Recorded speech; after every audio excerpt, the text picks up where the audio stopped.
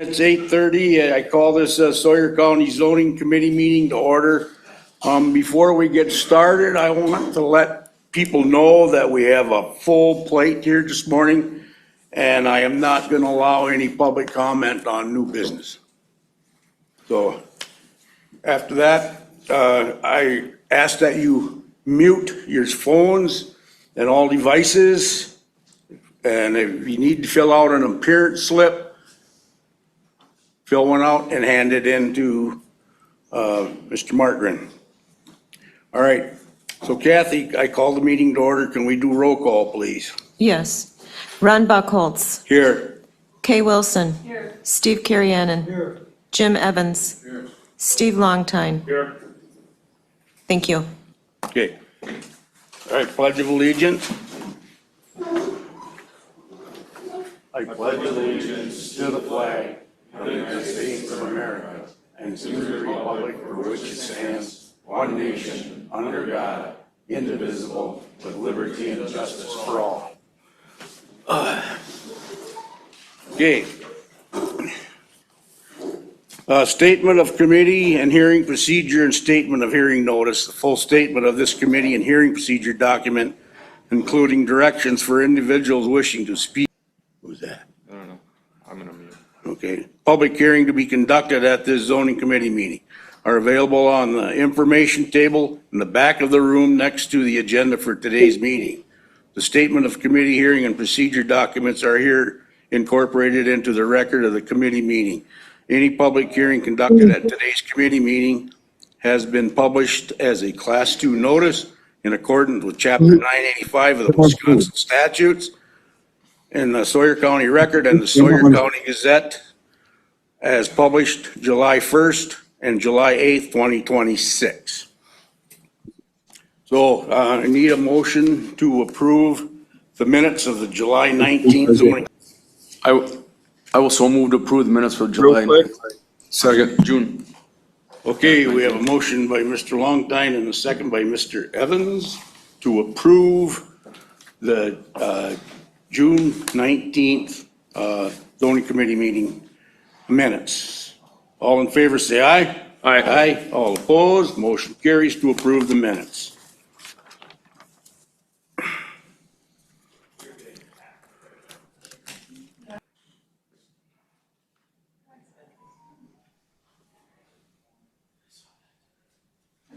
Yeah, that's what I thought. Holy smokes. First time we've ever gotten hacked, so that's kind of neat. I think I kicked them out, hopefully. Fingers crossed.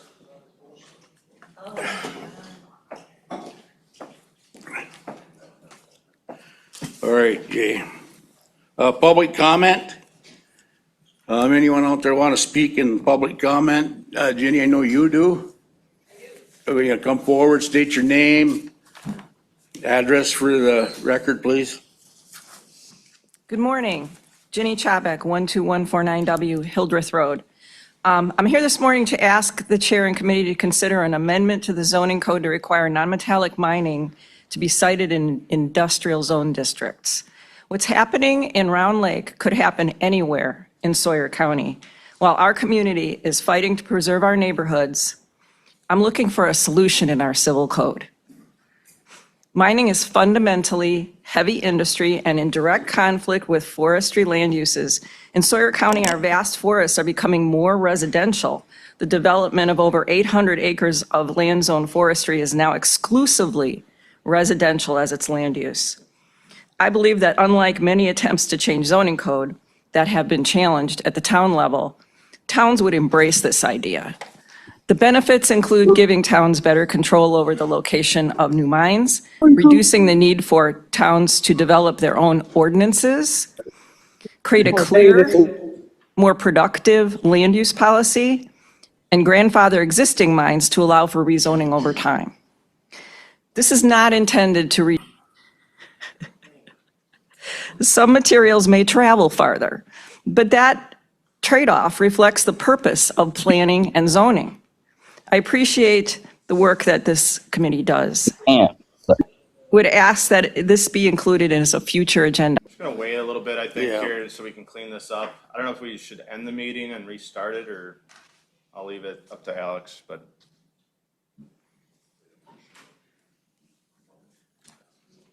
It might be Zoom user too. I wouldn't even admit anyone else into the.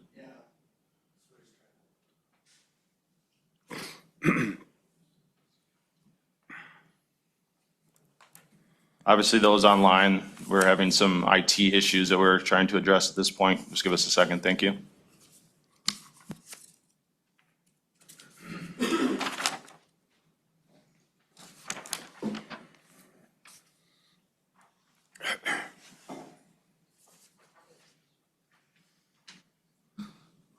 Next, we have Laura Rusk, if you want to try and not have someone else hijack our Zoom meeting.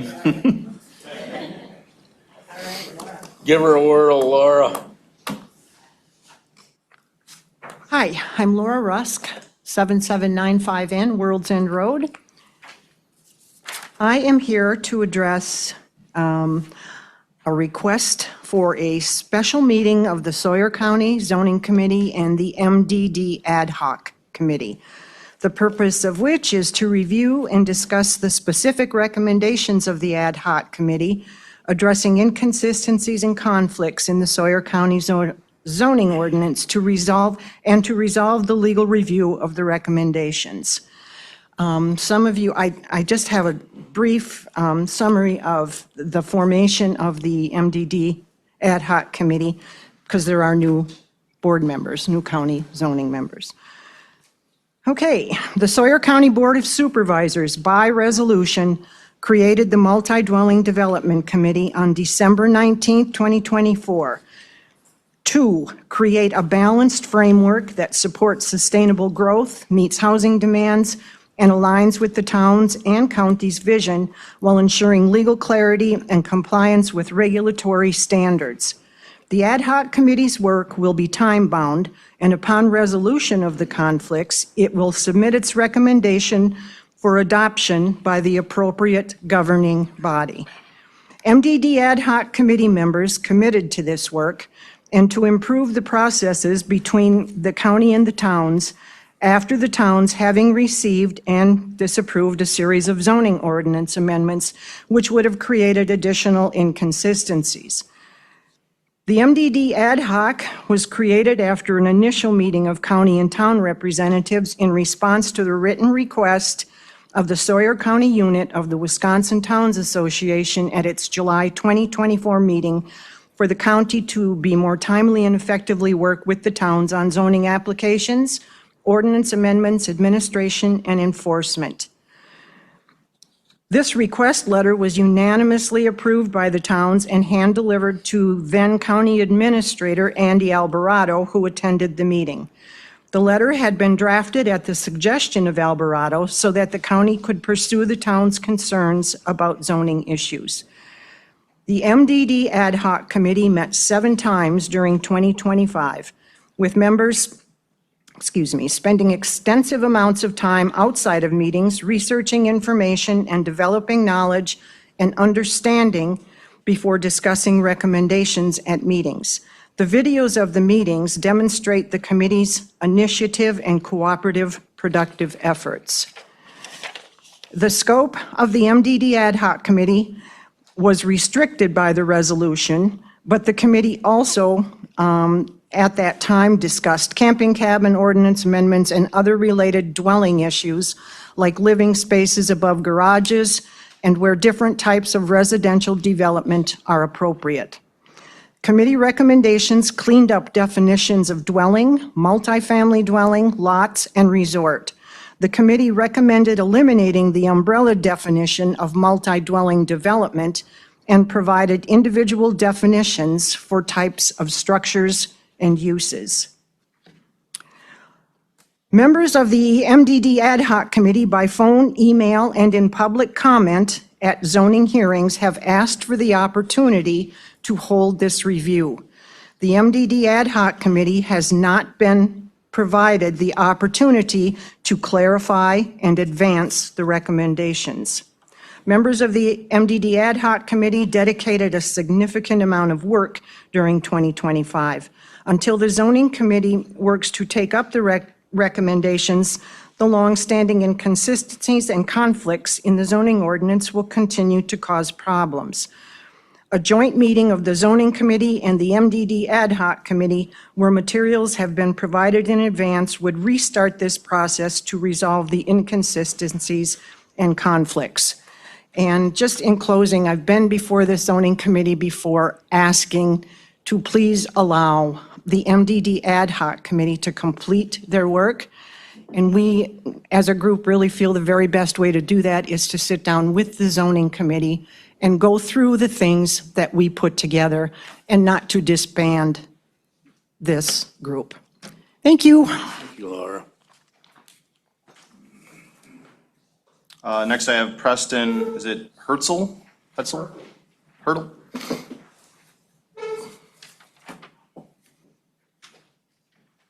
Keep it to 3 minutes, please. Yes, sir. Thank you.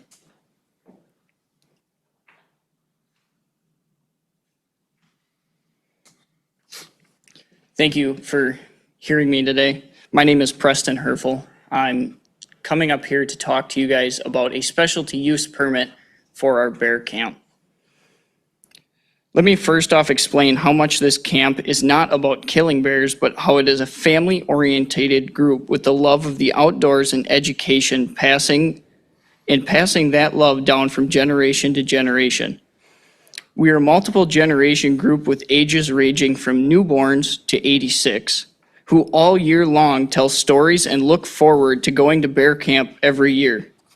From waking up at 3 in the morning to make breakfast before checking baits, to loading dogs and walking through the woods with them, or playing cards and fishing before our dinners every night.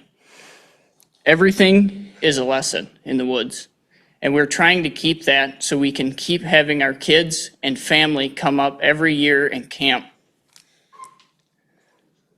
Our family has been camping on private land in an old gravel pit just north of Ojibwa for almost 20 years, with nothing but great remarks from locals, business owners, and the Ojibwa Township Board.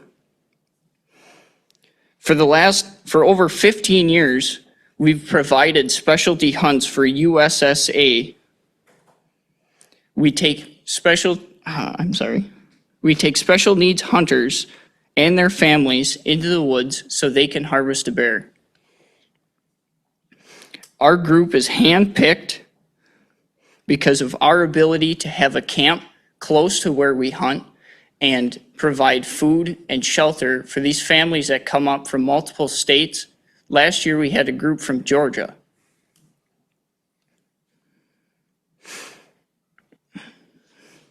I've had extensive talks with Greg from Ojibwa Township, and the township is more than willing to stand behind us and work with us to try to figure out how to make everything work. I don't know what you guys can do. I don't know how this is gonna work, but I would love to work with you guys and try to figure something out. Thank you very much. Thank you. Next I have is Cindy Bijode.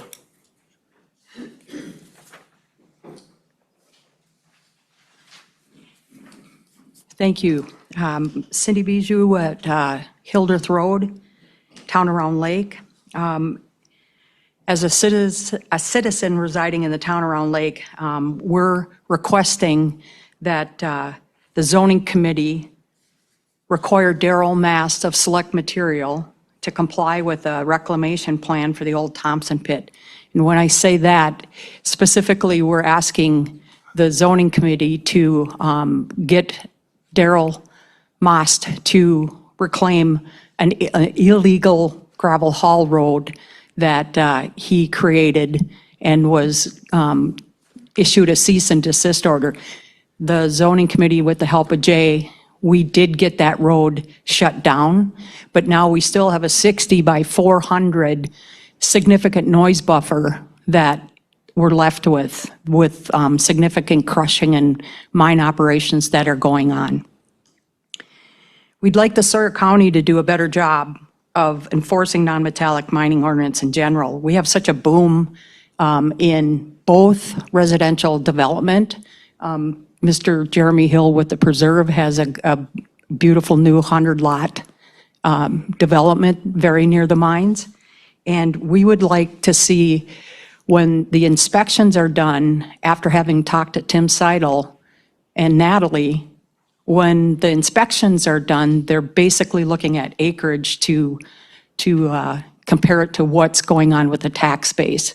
And when I talked to Tim and asked him if they're doing inspections to make sure that there's dust mitigations and other noise, checking for noise levels, none of that.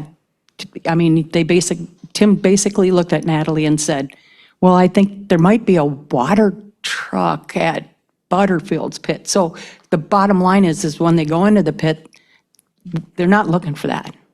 And we need a better enforcement. We have 5 of the 7 pits in the town around Lake are within half a mile of each other, and they're significantly close to not only 2 developments, but a 3rd new development coming in online with 101 lot preserve. So we ask you, please make Darrell Moss reclaim that large gravel haul road and regrade it and put some sort of tree noise buffer back in place. Thank you. Thank you, ma'am. Next I have Linda Zilmer.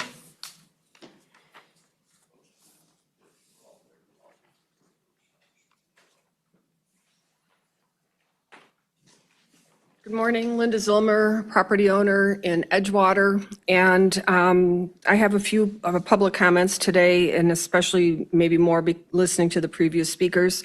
We have a number of new zoning committee members who probably haven't had in-person training, and I assume that whoever will take the winter position will be appointed as an alternate here.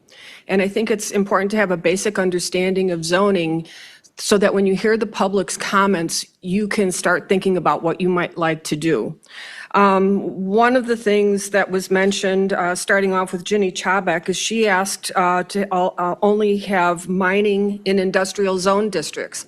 I would be in here in front of you saying, no, I disagree, because if you rezone to industrial, any industrial use could then be used on that land. I would be coming in here and proposing that you create a new non-metallic mining zone district, so at the end of the life of the pit, that property could be rezoned back into whatever the reclamation plan says it was going to be. So if it was agricultural land and it's going to go back to agricultural land, if you want to propose a rezone, you would create a new non-metallic mining district. I also am asking for future agenda items for August. One of them would be to obtain do your own training on solar ordinances and then review the solar ordinance that the county board adopted instead of extending the moratorium, because I think you're going to find a lot of inconsistencies and conflicts in that. And I have made public comment at other committees this month about reviewing the hazard mitigation plan, because it references every other plan in the county. And I think if you look at all the plans together, you would also get a better idea of why certain ordinances exist and how you can feel comfortable making a decision that's in the public interest in upholding the intent of the zoning ordinance. And then I think just with regard to all these accessory buildings that are on your agenda today for conditional use permits, last month you had something where somebody did not build the primary dwelling in time. The property changed hands a few times.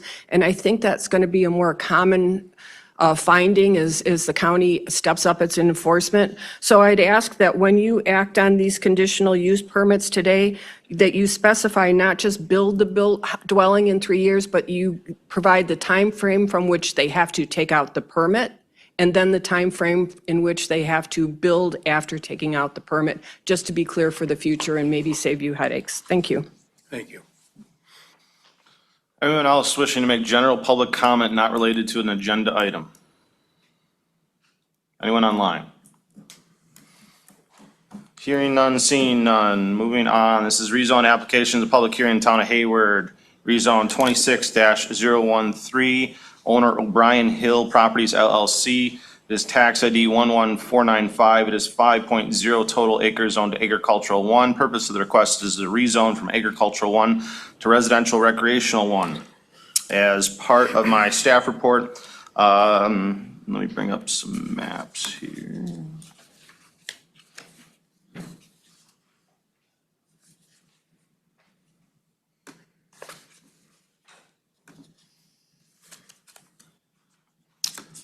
All right, again, as part of my staff report, initially the applicant, initially the property owner to the south had come to our office and was wanting to clean up an encroachment that was observed between the two property lines. There's a garage that encroaches upon the property line. And the owner of O'Brien Hill Properties LLC, which is Todd Schrock, wanted to sell some land, but by selling that land, it would have created a substandard size agricultural zone district. This is right at 5.0 acres, and we cannot reduce an agricultural zone district to less than 5 acres. So then it was determined that that Todd could potentially rezone this property from agricultural 1 to residential recreational 1, in which then they can sell some of that additional land to the property owner to the south. And then Todd, if so chose, could end up splitting that lot into 2 new lots. The town of Hayward has a standalone subdivision ordinance which requires 2-acre lot minimums. It is unknown if the applicant plans to divide the property, but as of right now, it again is to clean up that encroachment. The town of Hayward comprehensive plan as part of their future land use maps shows this area as low-density residential. Low-density residential is appropriate to the RR1 zone district and requires 2-acre lot minimums as per the town of Hayward. Their motion was approved. Approved by Don Hamlin, Chair, Travis Butterfield, Stacy Hessel. No additional comments, signed the town clerk. There were 8 additional notification letters sent out to adjacent property owners. 0 additional comments were received. That is all. All right, thanks, Jay. All right, I need a motion to go into public hearing on rezone number 26-013, please. I'll make a motion to go into public hearing. Okay, we have a motion by Mr. Evans, I'll second. a second by Mr. Longtime to go into public hearing on rezone number 26-013. All in favor of the motion, say aye. Aye. All opposed, motion carries. We are now in public hearing on rezone number 26-013. Is the applicant here?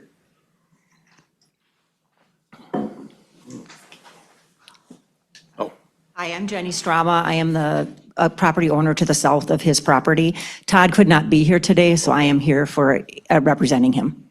okay, is there anything that he wants us to know or tell? No, just that we are both in favor of it. Obviously, we want to clean up the encroachment, and he's just going to sell me a portion of that property, and just so that he can reduce it to less than 5 acres. Oh, okay. All right, anyone have any questions? All right, thank you, ma'am. Thank you. All right, does anyone out there want to speak in favor of this rezone? Does anyone want to speak in opposition of the rezone? Anybody online, Mike, or anything? No? All right, I need a motion to come out of public hearing on rezone number 26-013, please. Okay, I'll second that. We have a motion by Ms. Wilson, a second by Mr. Karen to come out of public hearing on rezone number 26-013. All in favor, say aye. Aye. All opposed, motion carries. We are now out of public hearing. Discussion action, Town of Hayward, rezone 26013, owner O'Brien Hill Properties LLC. Legal description is previously read into record. This request is rezone 5.0 acres from agricultural 1 to residential recreational 1. All right, committee, turn it over to you. I make a motion that we approve number 26013. Okay, we have a motion by Mr. Longtime. Do we have a second?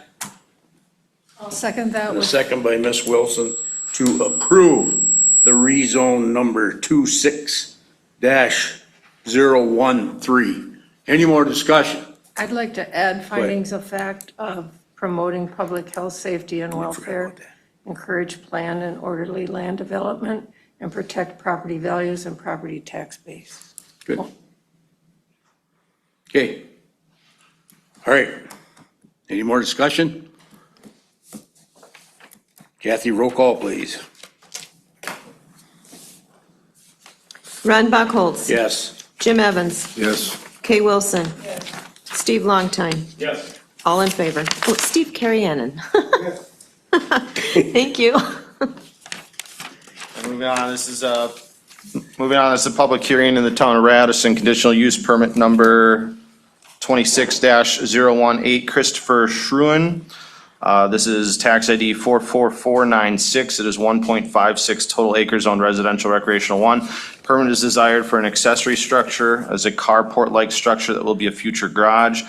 Currently just protecting a camper until a cabin is built. This is per the Sawyer County Code of Ordinances, Appendix D, Section 4.26, Parent 1, that placement of an accessory structure on vacant land be granted a 3-year time frame in which land use permits need to be taken out, and then that structure needs to be built within that permit time frame, which is 18 months for shelled and enclosed of the principal dwelling.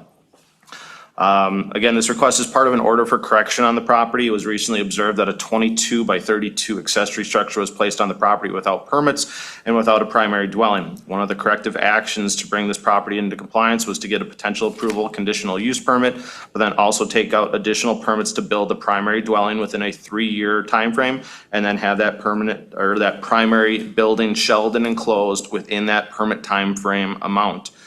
Currently, the existing carport structure is storing a camper.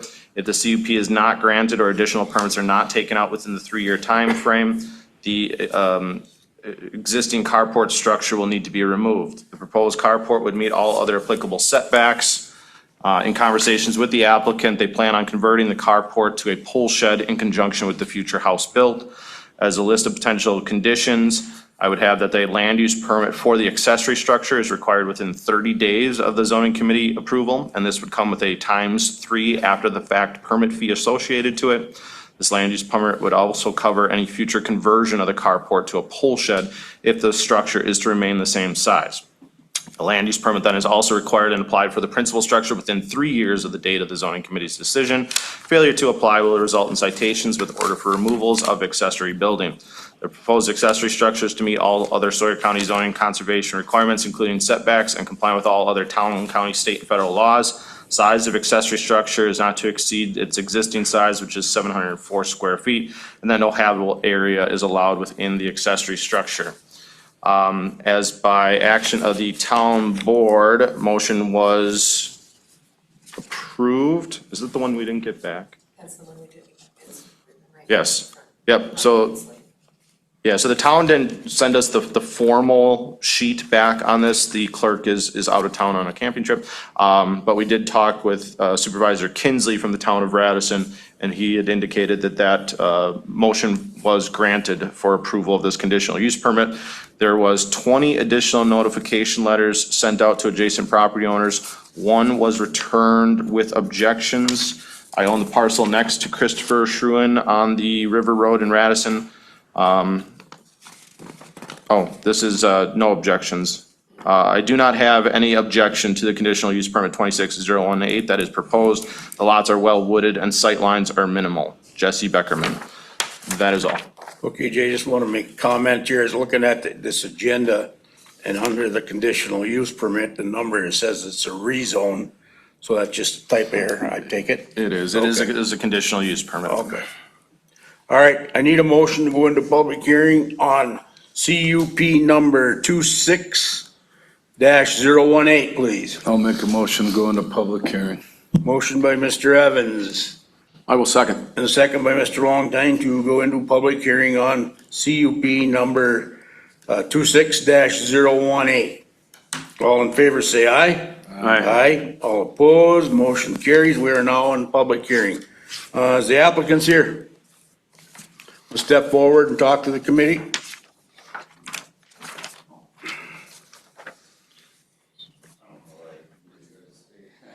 Just whatever you want us to know is fine. Well, it's, so Town of Radisson does allow year-round living/camping with campers on land. So I don't know why we can't kind of protect our investment with the campers between the snow and the sap and all that. It takes a toll on it. So I thought I could just build something and Okay. And the town of Radisson may allow for year-round camping, but Sawyer County would still not allow for those additional accessory structures. I mean, do you have plans to build a cabin within the next 3 years? And Okay. then so I built that shed, or the carport-like structure, to a garage. So I can lift it and move it whenever I want. It's not on footings, it's not on nothing. So that was my plan down the road. But it just, with the 3 years, the plan just went a little quicker. So you're okay with these conditions that you have to have that structure within a 3-year time frame? I wish it a little bit longer, but yeah, I think 3 years is just cutting it a little close, but I should be able to make it work. Right, it's 3 years to take out the permit to build the dwelling, and then once you're issued the land use permit to build the dwelling, you then have 18 months to have that building shelled and enclosed. So it goes 3 years and then 18? Correct. Okay. If you play the timing right, it would be shelled and enclosed of the primary dwelling, basically in 4.5 years from today's date, if the committee approves. Yeah, okay. With, again, at that 3-year mark, taking out the permit to build and construct the dwelling. Okay, yep, okay. All right, anyone have any questions for the applicant? Hey, does anyone want to speak in favor of this CUP? Anyone want to speak in opposition of the CUP? Anybody online? Nope. Nope. Okay. I need a motion to come out of public hearing on CUP number 26-018, please. I will so move. I'll second that. We have a motion by Mr. Longtine and a second by Mr. Karianen to come out of public hearing on CUP number 26-018. All in favor, say aye. Aye. Aye. All opposed, motion carries. We are now out of public hearing. Discussion action, Town of Radisson, conditional use permit number 26-018. Owner Christopher Shruen. Legal description is previously read into record. The request is to allow for an accessory structure and be granted a 3-year time frame in order to then take out a additional land use permit to build the primary dwelling. This is per the Sawyer County Code of Ordinances, Appendix D, Section 4.26, Parent 1, while keeping in mind the conditions that the applicant has agreed upon here today, which are listed in my staff report, as well as the findings of facts. Okay, committee, turn it over to you on that, whatever the motion is, make sure we get our finding of facts in there. So, what's your desire? I'll make a motion to approve CUP 26-018 with the possible conditions listed 1 through 5, and the findings of fact, promote public health, safety, and convenience and general welfare, encourage planned and orderly land use development, protect property values and property tax base, and provide healthy surroundings for family life. And I'll second it. Okay, we have a motion by Ms. Wilson and a second by Mr. Evans to approve the CUP number 26-018 with the findings of facts stated. Any more discussion? Not, roll call, Kathy, please. Jim Evans, Yes. Kay Wilson. Yes. Steve Longtine, Yes. Ron Buckholz. Yes. Steve Karianen. Yes. All in favor, thank you. It's a public hearing, Town of Bass Lake, conditional use permit number 26-019, owner Michael Mazudis. This is as part of tax ID 867. It is 2.417 total acres, zoned residential recreational 1. Permit is desired for a 30-foot by 40-foot by 18-foot high accessory building on a lot across a town road, which is Park Lane, as to where the primary dwelling is located. This is per the Sawyer County Code of Ordinances, Appendix D, Section 4.26, Parent 2 and Parent 3. All setbacks will be met on this. As part of my staff report, we go through the requirements of 4.26, Parent 2 and Parent 3, that the accessory structure cannot be constructed on that parcel containing the principal structure due to the inability to meet setbacks. A 30 by 40 accessory structure would not fit on the portion containing the dwelling due to an inability to meet wetland setbacks. This applicant has also been recently granted a variance for reduced wetland setbacks for a new dwelling on the Le Coudray side. Again, this request is now for an accessory structure on the Durfee side of Park Lane. As part of the lakefront parcels, again, both portions of the lots are on two separate water bodies. This is Lacoudere and Durfee Lake. This would still track to their total amount of impervious surfaces for the entire land area that they own.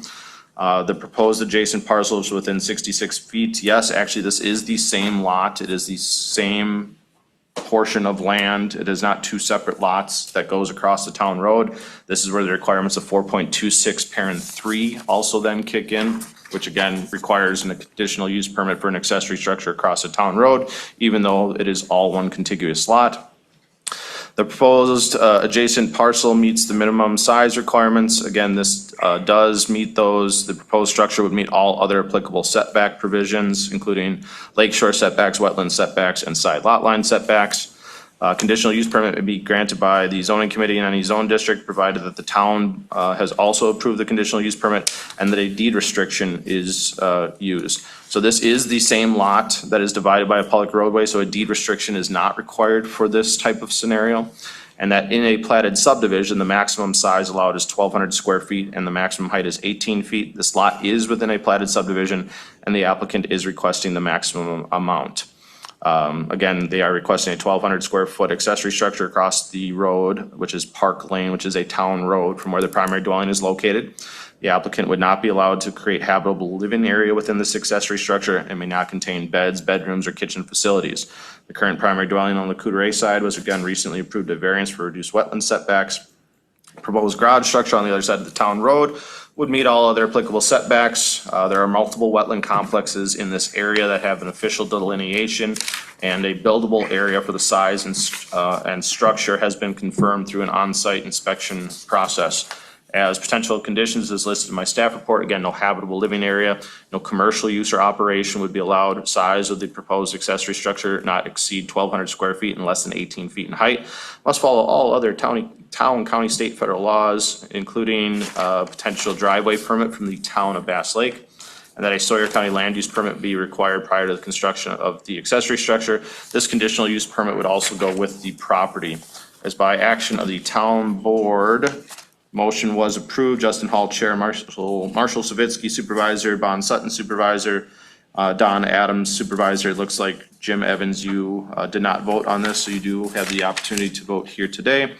Conditional use would not be contrary to public interest and would be in compliance with the spirit of the zoning code. The conditional use does not impact neighbors. They meet all setbacks and both parcels need to be joined together and cannot be sold separately. It would not be damaging to the rights of others' property values. It would not create air quality, water supply, pollution problems. It would be compatible with the surrounding uses of the area. Signed, Tammy Brown, Town Clerk. 9 additional notification letters sent out. 0 additional comments were received. That is all. All right. I need a motion to go into public hearing on CUP number 26-019. I'll make that motion. We have a motion by Mr. Evans. I will second. Second by Mr. Longtime to go into public hearing on CUP number 26-019. All in favor, say aye. Aye. All opposed, motion carries. We are now in public hearing. Is applicant here? Sure. Good morning. I'm Michael Mazutis, the owner of the property being considered for the CUP approval. We appreciate the committee's review of this. And Jay's site review and assessment, very thorough. Don't really have anything to add other than we're meeting all setback requirements. We considered alternate uses for the property, but we landed on this because it's a minimal obstruction to natural environment. We don't want to take more than what we need in terms of natural environment. And so the location is really the only location we can build something, and it's the optimal location. So any questions? Anyone have any questions? All right, no, thank you, sir. Yeah. All right, anyone out there want to speak in favor of this CUP? Anyone out there want to speak in opposition of this CUP? I need a motion to come out of public hearing on CUP number 26-019. I'll make a motion to come out of public hearing on CUP 26-019. Okay, we have a motion by Mr. Karianen. Second. Second by Mr. Longtime to come out of public hearing on CUP number 26-019. All in favor, say aye. Aye. All opposed, motion carries. We are now out of public hearing. This is the discussion action, Town of Bass Lake, CUP 26019, owner Michael Mazutis. Legal description is previously read into record. The request is for Sawyer County Code of Ordinances, Appendix D, Section 4.26, Parent 2 and Parent 3. This is for the placement of a 30 by 40 by 18-foot high accessory structure across a town road from where the primary dwelling is located, while keeping in mind the list of conditions as listed in my staff report and findings of facts, as well as the findings of facts indicated by the town, as it would not be damaging the rights of others' property values, would not create air quality, water supply, pollution problems, would be compatible with the surrounding uses in the area. Okay, committee. I'll make a motion to approve CUP number 26-019, provided those conditions 1 through 6 are met. And my findings of facts will be to promote the public health, safety, convenience, and general welfare, encourage planned and orderly land use development, and protect property values and property tax base. Okay, good. All right, we have a motion by Mr. Evans. Do I have a second? I'll second that. And second by Mr. Carrianen to approve CUP number 26-019. Any more discussion? If not, roll call, Kathy, please. Kay Wilson. Yes. Steve Longtime. Yes. Jim Evans. Yes. Steve Carrianen. Yes. Ron Buckholz. Yes. All in favor. Thank you. Public hearing, Town of Weirgor, conditional use permit number 26-020, owner John and Cynthia Jorgensen. Tax ID 32145. It is 6.82 total acres, zoned residential recreational 2. Permit is desired for the Sawyer County Code of Ordinances, Appendix D, Section 4.26, Parent 1, for the placement of an accessory structure on vacant land and being granted a 3-year time frame then to build the primary dwelling on the same lot. There is an existing accessory structure that is already on this lot, but it is tied with the other properties that have the dwelling on the river lots. The owner would like to sell the river lot separately and build a new cabin on the lot containing the existing accessory structure. Again, in 2022, a land use permit was approved for a 32 by 40 shed. As part of this approval process, a restrictive covenants or a deed restriction was required because the proposed shed was to be placed on vacant land, and the current owner of the property owns several river lots, including a primary dwelling on the river lots. The reason why this didn't need a conditional use permit is that Morgan's River Lane in this section is not a town road, it is a private road. So we're able just to combine those lots together, that they're all viewed as one. You have your primary dwelling towards the river and you have an accessory structure on the backside. But again, it doesn't need a cup in that one because it wasn't a town road that divided the land. So we were able to do that restrictive covenants and combine them all together. He now wants to split off the house lot separately, but now we have this accessory structure that's going to be back and being viewed as an accessory structure on a vacant lot. For this type of request, you would almost want to view it as that, well, the garage isn't there. Would you allow someone to build a garage first and then be granted a 3-year time frame to build the dwelling? Again, since Morgan Rivers Lane is a private road, it is not bound by the conditional use permit requirements. Again, this is a unique scenario in which the current owner now wants to sell the river lots and the house off separately, but keep the existing garage, which does not currently contain a dwelling. Again, like I said, another way of looking at this case would be consider that the land is currently vacant and the new owner is requesting a conditional use permit to first build a 32 by 40 pole shed on vacant land and be granted a 3-year time frame to build the primary dwelling. With approval of this type of CUP, the zoning department would then release the restrictive covenants and track the permit timeframes for the building completion. A new fire number has already been submitted for this separate parcel. As by listed in my staff report for potential conditions, that a land use permit is required to apply for the principal structure within 3 years, the date of the zoning committee's decision, and then built within those permit timeframes. Failure to apply and build will result in citations and potential order for removals of the accessory structure.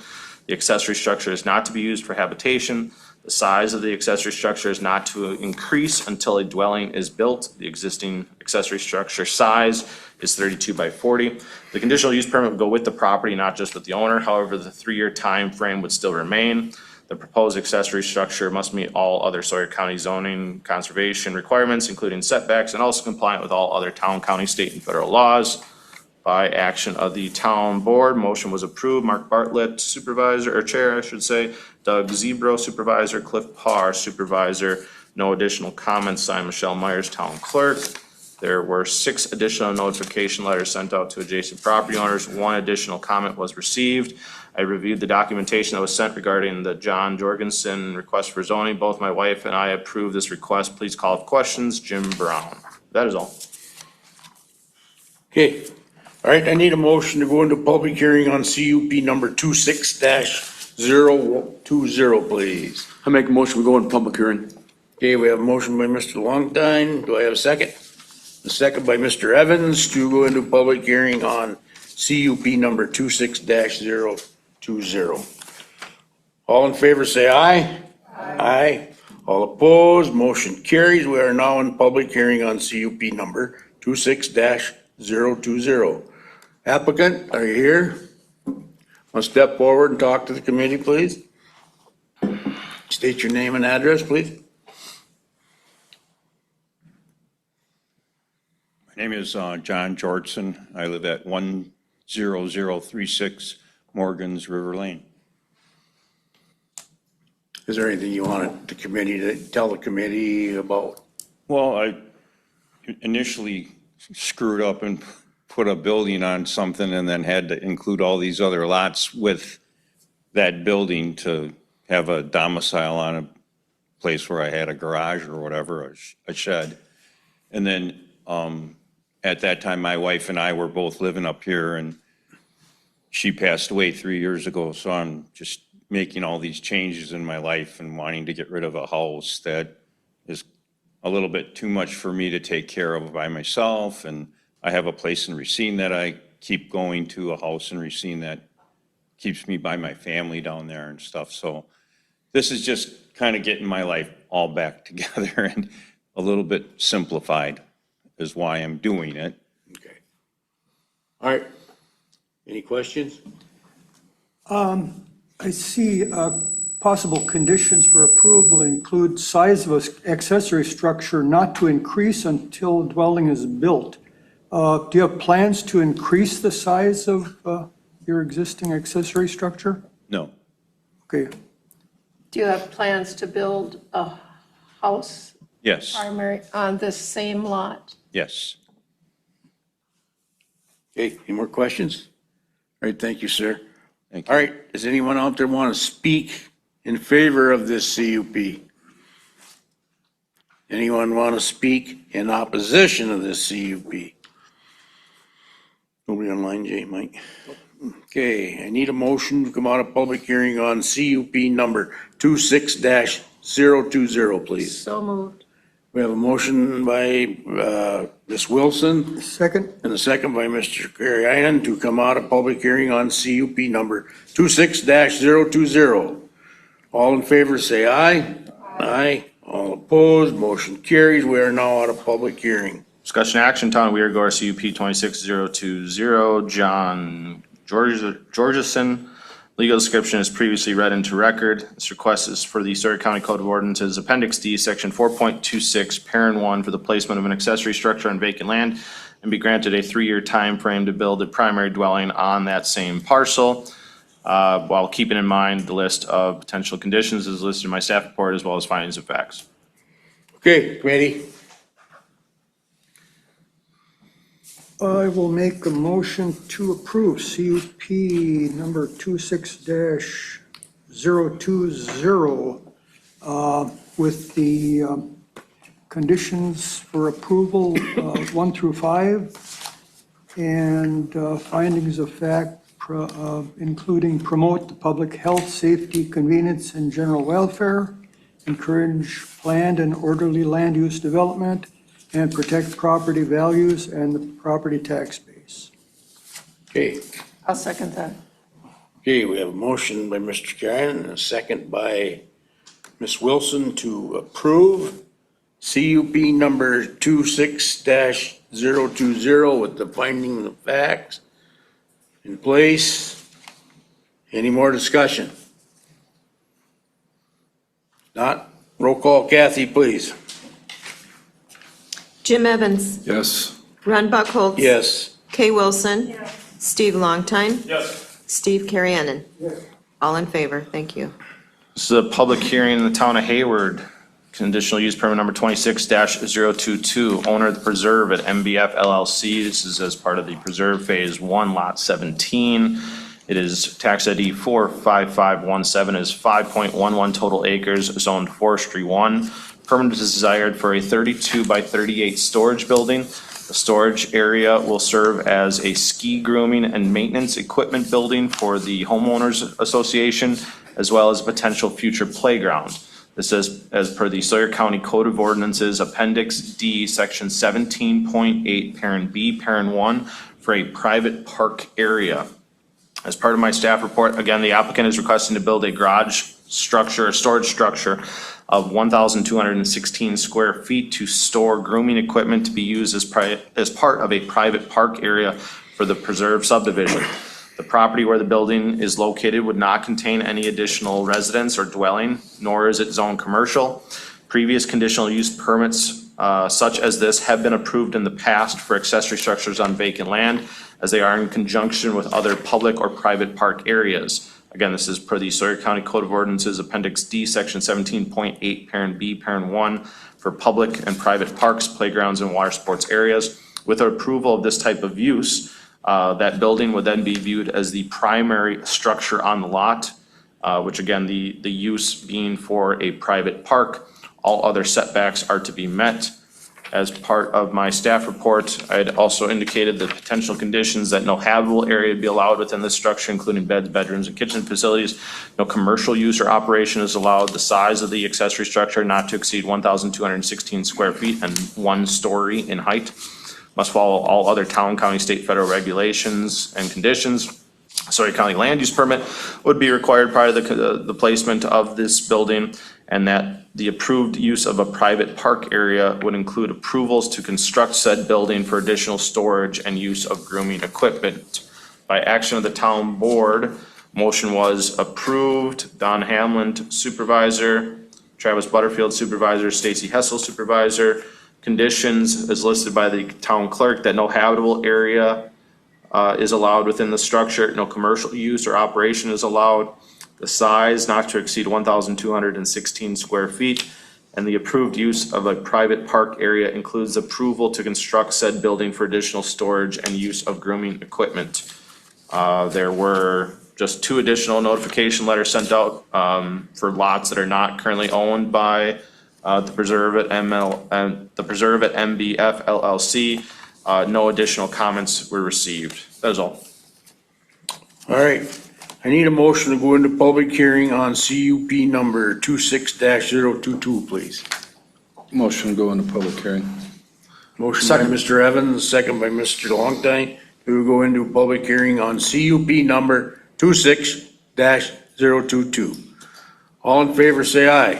Aye. All opposed, motion carries. We are now in public hearing on CUP number 26-022. Is the applicant here? Yes, good morning. Jeremy Hill, Miller Road, here. This is going to be a storage building for our HOA. We have 10 to 15 kilometers of ski trails that we maintain, and we own our own grooming equipment. We have a side-by-side for maintenance, chainsaws, weed whips, a bunch of stuff that we'd like to store there for the HOA for maintenance of that. And then that lot is also intended to be a park for the development someday. We don't have any other plans currently, but basically that lot's going to end up being owned by the HOA, and the HOA can do whatever they want with it. So this is storage for said equipment and for the development. Okay. Any questions? All right, thank you, Jeremy. All right, did anyone out there want to speak in favor of this CUP? Anyone want to speak in opposition? Nobody online? All right, I need a motion to go out of public hearing on CUP number 26-022, please. Mr. I make a Longtime. motion, we go into out of public hearing, I'm sorry. Okay, we have a motion. Do I have a second? Second by Mr. Evans to come out of public hearing on CUP number 26-022. 26-022. All in favor, say aye. Aye. All opposed, motion carries. We are now out of public hearing. Discussion action, Town of Hayward CUP 26022, owner preserve at MBF LLC. Legal description is previously read into record. This permit is for, as per Sawyer County Code of Ordinances, Appendix D, Section 17.8, Parent B, Parent 1, for a private park area. With approval of a private park area, the request would then also include for a 32 by 38 storage building for the HOA to be used for ski and grooming equipment. All right, committee. Ms. Wilson. I'll make a motion to approve CUP 26-022 with the possible conditions 1 through 6 listed by Jay. Findings of fact, promote public health, safety, convenience, and general welfare, encourage planned and orderly land development, and protect property values and property tax base. Okay, we have a motion by Ms. Wilson. I'll second. And a second by Mr. Kariainen to approve CUP number 26-022. Any more discussion? Roll call, Kathy, please. Ron Buckholz. Yes. Kay Wilson. Yes. Jim Evans. Yes. Steve Longtime. Yes. Steve Karianen. Yes. All in favor. Thank you. This is a public hearing in the town of Round Lake, conditional use permit number 26-023, owner preserve at MBF LLC. This is as preserve phase 3, outlot 3. It is 2.24 total acres, zone forestry 1. Permit is desired for an 18 by 36 warming hut and covered pavilion with picnic tables. Will be called the Picnic Point Park. This is per the Sawyer County Code of Ordinances, Appendix D, Section 17.8, Parent B, Parent 1, for a private park area. As part of my staff report, again, the applicant is requesting to build a warming hut and pavilion, which of a total of 648 square feet to be used as part of a private park for the preserved subdivision area. A larger ski trail and walking loop goes around this property and goes right through this outlot portion. The request then is to have that pavilion and warming hut to be used as part of a private park use. Previously, conditional use permits for this type of use have been approved in the past, as these would not then just be accessory structures on vacant land, as that they are, as part of a use for a private park, which would then have this building as the primary building on the lot. With this, again, this type of use would be viewed as the primary building on the lot. It is anticipated the use of this, this was also anticipated use of the outlot during the plat approval process. As other conditions as listed in my staff report, no habitable area is allowed within the structure, including beds, bedrooms, or kitchen facilities. No commercial use or operation is allowed within that structure. The size is not to exceed 648 square feet and less than 1 story in height. Must follow all other town, county, state, and federal laws and regulations and conditions. That a Sawyer County land use permit is required prior to the construction or placement of the building, and the approved use of a private park area includes approval to construct said building for an additional warming hut and pavilion area. As by action of the town board, motion was approved. James Strandland, Chair, Kay Wilson, Supervisor, Marvin Scott Breck, Supervisor, Dan Palmer, Supervisor, Darren Jensen, Supervisor. Town board accepted CUP 26023 for the preserve at MBF LLC based on the recommendations of the Land Use Planning Commission and the information presented for the proposed warming house and picnic pavilion on Outlot 3. The proposed use was reviewed as part of a private park area for the preserve. Approval is subject to the listed conditions, including additional conditions limiting the parking area to 25 vehicles with compacted gravel. The town board found the request appropriate based on the record present and relied on the findings of facts 1, 2, 7, 12, and 13 supporting accepting the proposal. Signed, Frank Lucian, Town Clerk. There were 2 additional notification letters. No additional comments were received. That is all. Okay, I need a motion to go into public hearing on CUP number 26-023, please. Make that Mr. motion. Evans. I will second. And second by Mr. Longtime to go into public hearing on CUP number 26-023. All in favor, say aye. Aye. All opposed, motion carries. We are now in public hearing on CUP 26-023. Jeremy? All right, one more. So this lot is a beautiful parcel that sticks out into the south side of the old Mosquito Brook flowage. It's been intended to be a park since we started the plat process and was labeled as such on the approved plats. Planning to build a park there with a parking lot and a small warming hut storage building, or a warming hut. If you guys have seen the Sawyer, Town of Hayward Forest, recreational forest building, where part of it's enclosed and part of it's got picnic tables under a covered roof, we're looking at a similar building. Okay, thank you. Any questions? I have one question. So the town had the added condition of the maximum of 25 parking spots. Is that a condition that the applicant would be agreeable to? Yes, it is. Thank you. Thank you, Jane. With compacted gravel base? Thank you. Okay. All right, anyone out there want to speak in favor of this CUP?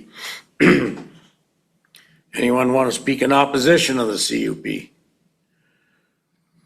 Not need a motion to come out of public hearing on CUP number 26-023, please. Motion to come out of public hearing. Second. We have a motion by Mr. Evans, second by Mr. Longtime to come out of public hearing on CUP number 26-023. All in favor, say aye. Aye. All opposed, motion carries. We are now out of public hearing. This is the discussion action, the town of Round Lake, CUP, sorry, I lost my cheat sheet. CUP 26-023 for the preserve at MBF LLC. Legal description is previously read into record. This request is per the Sawyer County Code of Ordinances, Appendix D, Section 17.8, Parent B, Parent 1 for a private park area, while keeping in mind the potential conditions as listed in my staff report and the added condition from the town of Round Lake, which would include additional parking area to 25 vehicles with compacted gravel. And the findings of facts as listed in my staff report is also reciprocated by the town of Round Lake, numbers 1, 2, 7, 12, and 13. Okay, all right, committee. Mr. Longtime. I make a motion, we approve CUP number 26-023. Okay, we have a motion by Mr. Longtime. Do I All my second? facts are, Oh, sorry. promote public health and safety and convenience and general welfare, encourage planned and orderly land use development, encourage uses of land and other natural resources which are in accordance with their character and adaptability. That's it. Would that motion also include the conditions as listed in my staff report? and Yes, those conditions yes, I'm listed sorry, by the yes. town of Round Lake? Thank you. Correct. 1 through 6. And the town of Round Lakes? Yes. Yes. Okay, do we have a second? Second. And a second by Mr. Evans to approve the CUP number 26-023. Any more discussion? Not? Roll call, Kathy, please. Steve Carriennen. Yes. Kay Wilson. Ron Buckholz. Yes. Jim Evans. Yes. Steve Longtime. Yes. All in favor. Thank Okay, you. we're gonna take a quick break here. And we'll come back.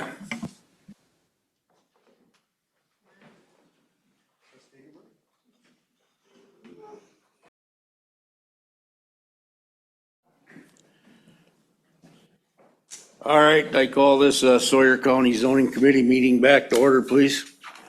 So we're down to number 5. This is a public hearing, the town of Lenroot rezone 26-012, owner Todd's Ready Mix Concrete LLC.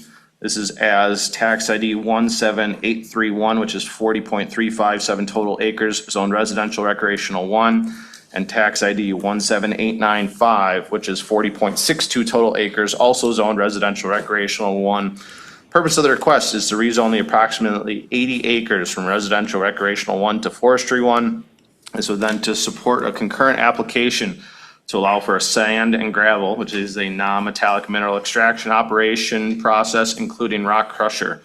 Non-metallic mining operations are allowed under a conditional use permit within the Forestry 1 zone district. Operations would be in the expansion of a current and existing mining operation on adjacent parcels, providing needed aggregate resources. As per my staff report, Again, the purpose of the rezone request of the 80 acres from residential recreational 1 to forestry 1 is to then also apply the next agenda item we have, which would be a conditional use permit for a non-metallic mining operation, including rock crusher. This would be as an expansion of the existing mining area, but this would still be viewed as a separate rezone and conditional use permit case unless further included into one conditional use permit operation in the future. As again, right now, we would have this as a separate conditional use permit operation though.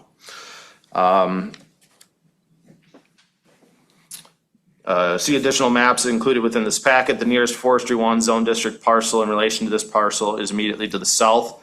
This area already has 2 other existing non-metallic mining operations, and this rezone would be a continuation of the pit already owned by Todd's Ready Mix. The future land use maps for the town of Lenroot shows this area as forest residential.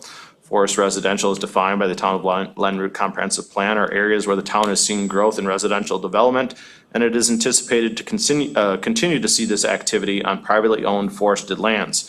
In order to protect the natural resources basis, these areas are to promote low-density development, and it is recommended that development be limited to a lot size of 5 acres with 1 single-family dwelling and no further subdivision of that lot. There are several other residential structures within the immediate area, specifically to the north and west of the subject property, with the nearest residence approximately 1,000 feet away. The actual plan of operation and reclamation plan will be heard next. This case is specifically in conjunction with the proposed rezone request. A similar request for this type of rezone was heard and denied in February of 2021 with the findings of facts that it would be damaging to the rights or others in property values. It would be detrimental to ecology, wildlife, wetlands, and shorelands. It would not be compatible with the surrounding uses in the area, and it would create an objectionable view. At that time, that request was just for a 40-acre parcel, which was as of tax ID 1783. This request now includes the additional parcel of land, and it is for an 80-acre request. As by action of the town board, motion was approved. Gordy Christians, chair, approved. Jack Schustrom, supervisor, approved. Jason Schustrom, supervisor, approved. It was then denied by Michael Bando and by Rob Middlestorf, but we do have an approval on a 3-2 vote with the findings of facts as to promote the public health, safety, convenience, and general welfare, encourage plan and orderly land use development, recognize the needs of agricultural, forestry, industry, and business of future growth. Todd's agreed in a town meeting to document an easement for trail number 19. This is signed by Robert Uberholdy, town clerk. There were 6 additional notification letters sent out to adjacent property owners. We did not receive any additional comments as part of our initial notification aspects, but we have now, as of today and as of yesterday, received several different items and several different comments as part of objections. And I believe those individuals would be here today to further speak on those objectionable claims. That is all. Okay. Now, when we get into this, we're just limited to 3 minutes, no more. If you go over that, we're gonna stop you. So I need a motion to go into public hearing on Motion to rezone. go into public hearing. And second. You guys, can I kind of finish my sentence? I mean, I'm glad you're jumping at it, but, Move it along. 26-012. We have a motion by Mr. Evans and a second by Mr. Longtime to go into public hearing on rezone number 26-012. All in favor, say aye. Aye.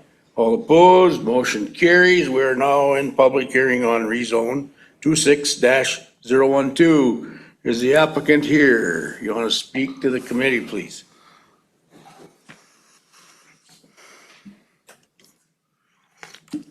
Yes, morning. My name is Andrew Peters. I'm with Matthew Construction and Todd's Ready Mix at 920 10th Avenue North in Onalaska, Wisconsin. I'm here today with Tristan Gardner, Jerry Thompson, Candy Anderson, and Jeff Johnson, all from Matthew Construction and Todd's Ready Mix as well. As Jay stated, asking for a rezone of these parcels. We've been longtime residents and business operators in the town of Lenroot and Sawyer County, 25 plus years, and we just want to keep proceeding with that work. As he also said, to that rezone. One thing about, on Monday night at Len Root, it went well. Some people spoke their concerns. We tried our best to address them. Looking back at the town of Len Root's process into their land use plan, I'm probably not telling you guys anything you don't know already, but I'll try to make it quick. The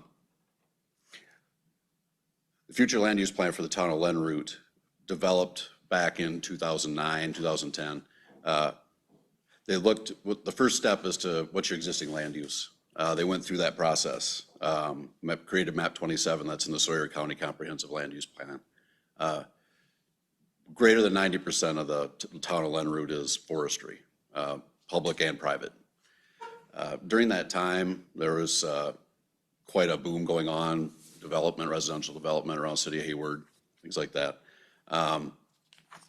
So they proceed to provide this existing land use plan. They're working on their land use plan to give to you guys. And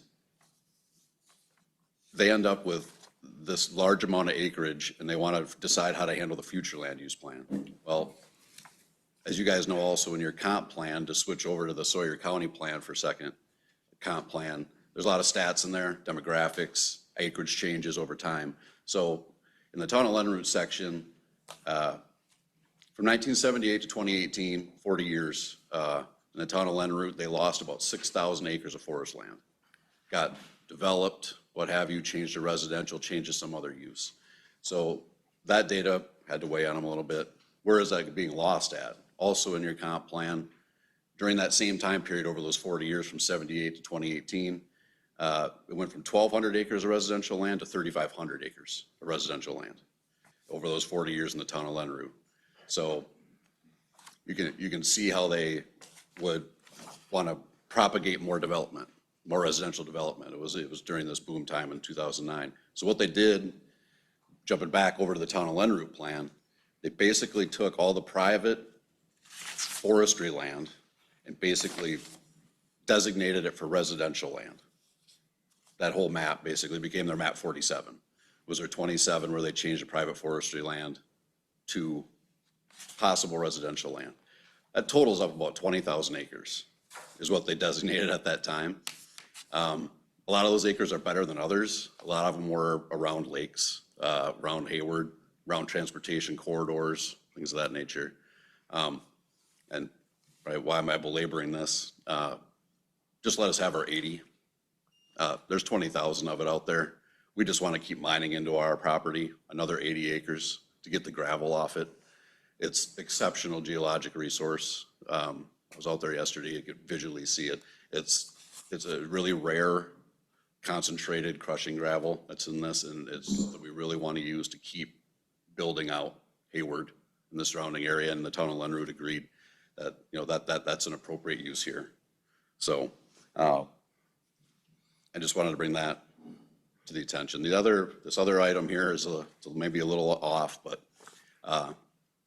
Dyersville Ready Mix was Dyersville, Iowa, Field of Dreams, that's where that's at if you're familiar, down by Dubuque, Iowa. In 2025, so pretty recent, just last year, they applied for a rezone and a conditional use permit for Ready Mix plant. And it's down in Iowa County, Wisconsin, Illinois border, just across the Mississippi. So they applied for those two permits. Iowa County denied that permit, denied the rezone. And they basically, it was based on the conditional use. The rezone was appropriate. And they looked forward to the conditional use and said, this really isn't appropriate here to have, we don't like that, our constituents don't like it, neighbors don't like it, et cetera. So what Dyersville Ready Mix then did as filed an appeal and took legal action that, hey, you can't do that. You can't look forward to the conditional use permit. You just have to be on the merits of the rezone. Well, the judge found in favor of Iowa County and said, you can do look forward. You can't just approve a rezone without knowing what the future use is going to be. That makes sense. Why am I saying that? Let's do it. If you guys have any concerns about our CUP, our rec plan, let's negotiate it. If you guys have conditions you want, if you want further setbacks for us, let's work on it. Let's try to figure out how we can make this happen. And let us keep making this gravel, making concrete, building out Hayward, building out Town Road, Len Route. As applied for in our robust gleaming applications, they can all be adjusted. So if you have anything that you want, we want to work with you guys to try to make sure everyone's comfortable with what's moving forward. So please do join us in looking forward a little bit at what the future operations are going to be. So with that, I'm going to hand it off here to Tristan. Talk quick about our conditional use permit. We would really appreciate an opportunity, possibly up to the chair, clearly, to respond to any comments, any questions or comments that may come up. We have a lot of prepared information from our staff here on hand that we're ready to talk about any noise, dust, whatever, wetlands, property values. We'd love the opportunity to do that. So please let me know if that's possible. Thanks. And before we have the next applicant, we have Andy Phillips online. Andy is our legal counsel for today from Altolis Law.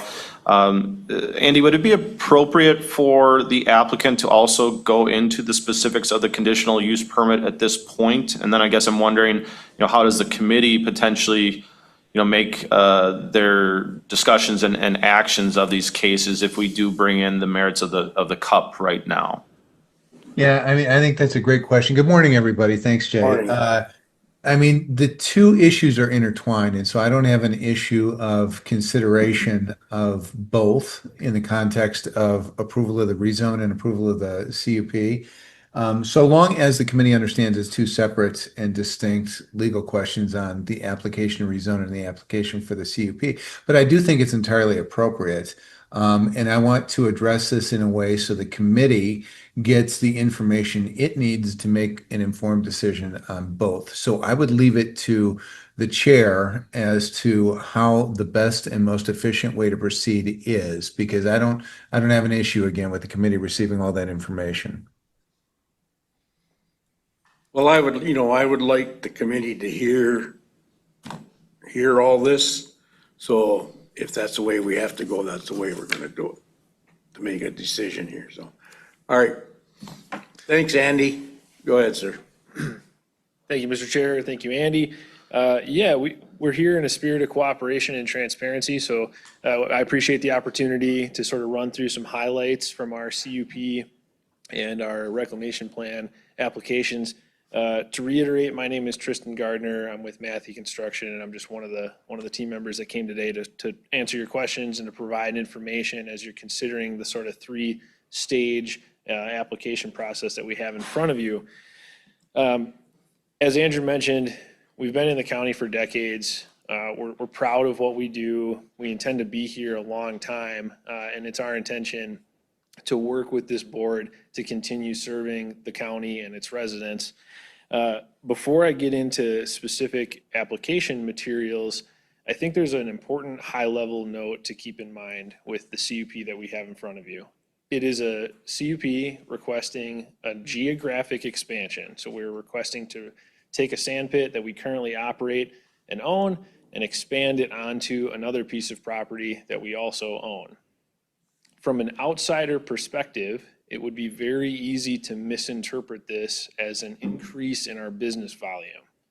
One of the oddities of our specific business is we work with a diminishing asset. So as we mine out the materials that are available, they are no longer there to use, and we have to expand geographically. It's a forced component of the business that we operate.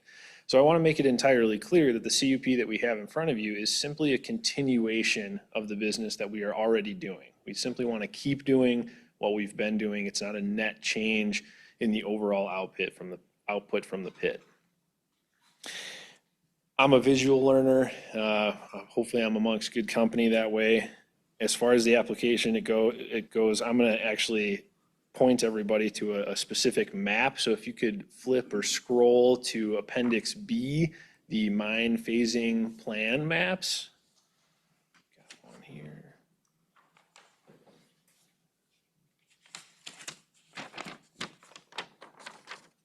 looks like this. One I have up on the screen. That's it. Thank you very much, Jay. I'm not going to beat you to death with all of the items in our lengthy application, but I do want to give you a high-level overview of the operations plan here. It's very simple. So what we want to do is mine directly north out of our current pit into the southwestern corner of our property. We would take this property in kind of a staged, phased approach, working in a rough half-circle pattern.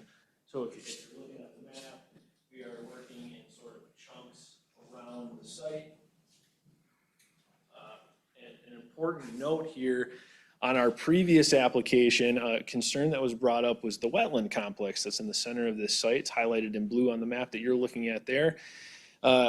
I want to put it on record, make it entirely clear. The application that we have in front of you calls out a specific 50-foot setback as a minimum from that wetland complex. It is our intention to not touch that wetland. There will be no impact to that wetland. It'll remain a permanent fixture of that property through the operation phase, through the reclamation phase, and on to the future of that property.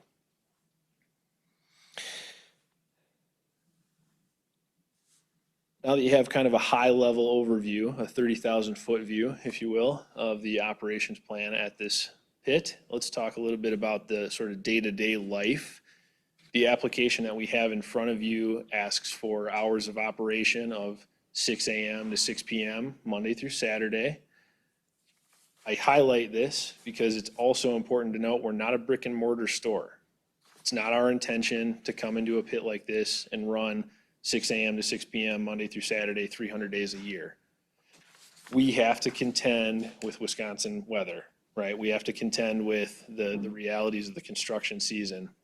So in practical everyday terms, what those requests actually look like is us coming in and crushing for between 6 and 8 weeks a year, putting up the material that we need to supply all of our demand for the area in a couple months. And the rest of the year, those hours of operation look like a couple of loaders sitting in the pit, filling dump trucks and servicing our customers.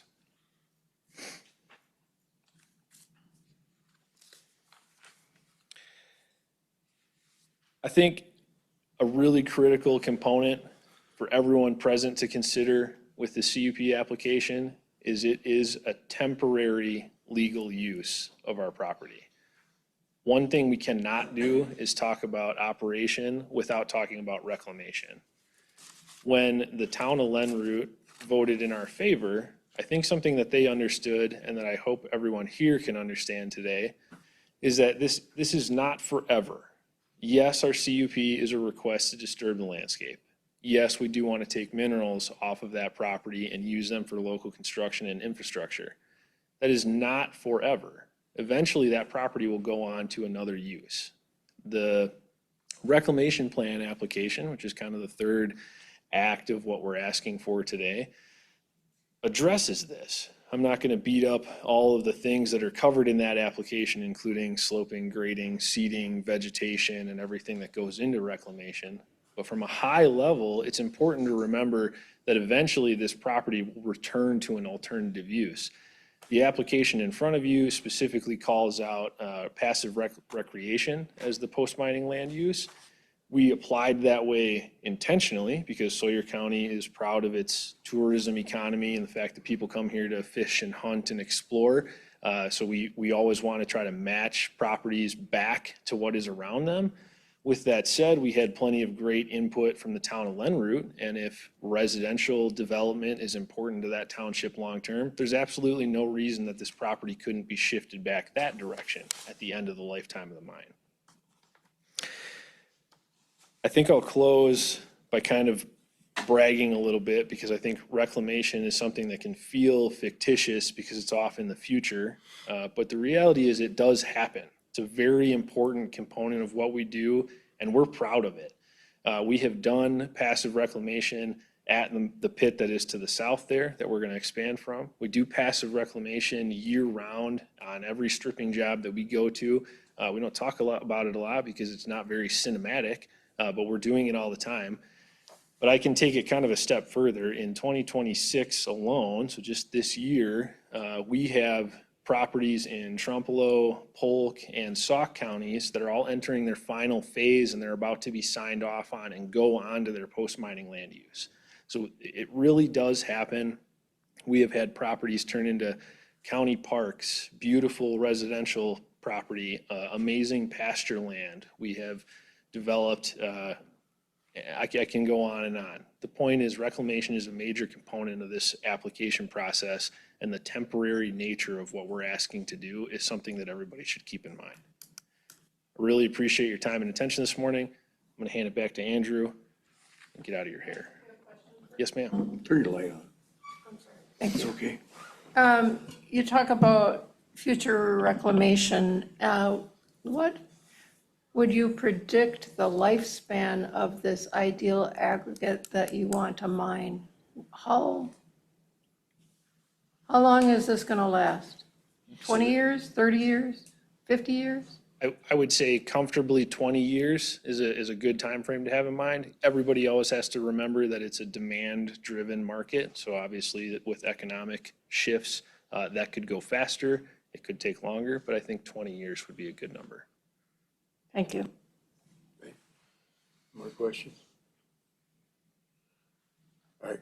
Thank you. Yep. Thanks, Tristan.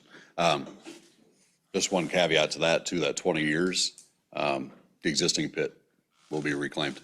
I mean, it's a progressive, as Tristan pointed out, as diminishing asset. This is an expansion. So some of the reclamation will be done on the other pit if this was granted. So, yeah, 20 years in this area, but during that 20 years, we'd be reclaiming the pit to the south and returning it to a different use. But, thanks for your time. Please do, we'd really like, we got Jeff and Candy, we have some experts here on environmental issues and other issues. So if there's anything you'd like to ask us, possibly after we don't want to cover it all. If we can get some public comment and try to directly answer some of those questions, we'd love the opportunity to do that later. Okay. So appreciate it.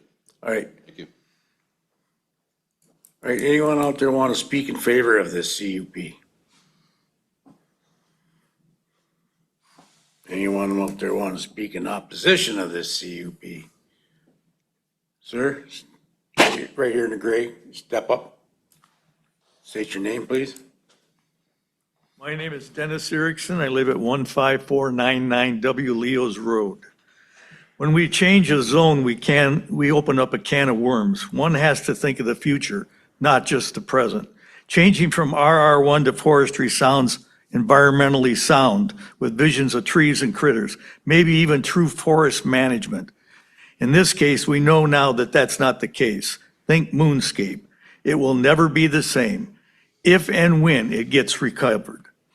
We would much rather have houses than a pit and a crusher, and so would you if you were going to live next to it. You need a much bigger buffer.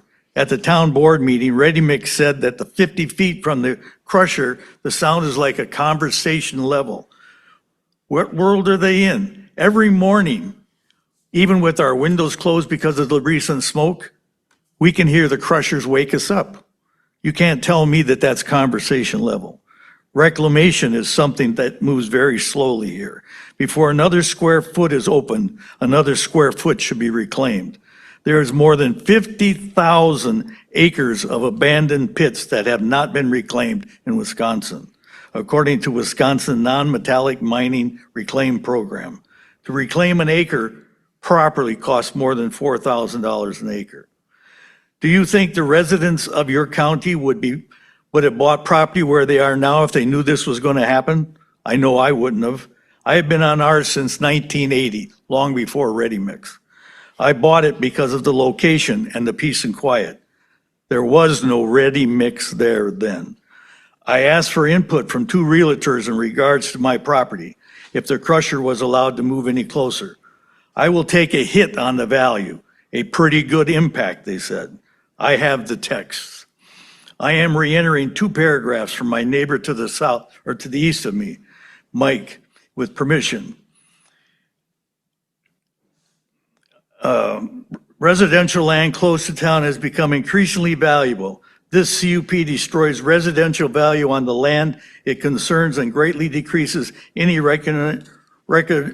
residential value as adjacent land like ours. Under no circumstances should the rock crusher be moved any closer to any of the residential neighborhoods. As he is an ear, nose, and throat physician, I can tell you sound, noise, and damage it causes increases exponentially the closer the listener is to the source.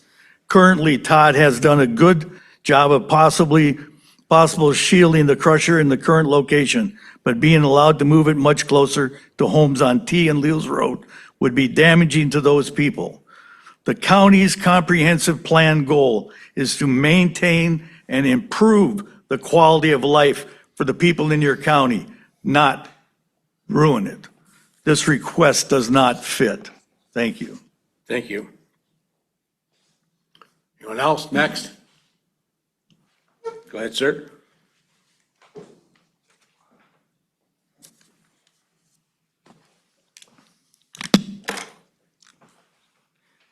Hello there. I'm Randy Etchison. I live at 11540 North Etchison Road.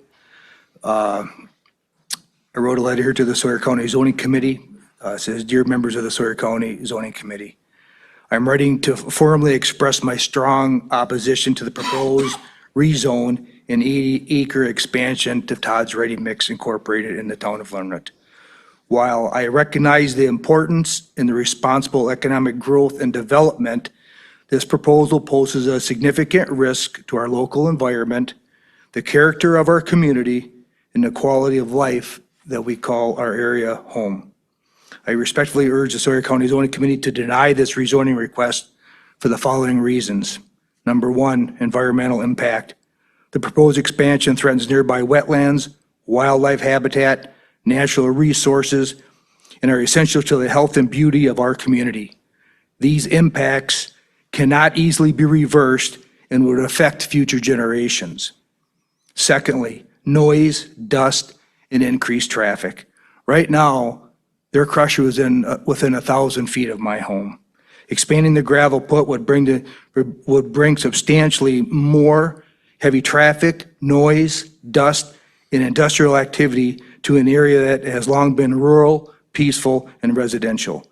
These impacts would diminish the daily lives of nearby residents and create safety concerns on local roads. Third, community character and property values. This proposal is incompatible with the rural character that makes the town of Linwood a desirable place to live, work, and recreate. Residents have chosen to build their homes and raise their families here because of the natural beauty and quiet surroundings. Expanding this industrial operation would permanently alter the character of the area and could negatively affect neighboring property values. I'm a fourth-generation landowner and a lifetime resident of the town of Linwood. My mother lives here, which is the third generation still in the town. Excuse me, Mr. Etchison. Yes. but You only have 3 minutes, and you want Okay. to get down to the basics of this, because you're almost out of time. I know you want to read that whole thing, but we can't do that. Where do you want me to go? Wherever you feel it's necessary for this committee to hear. All right. Well, I don't know why you're limiting me to 3 minutes. They were up here for 20. Yeah, but they're the applicant. They Okay. can do that. All right, I get it, sir.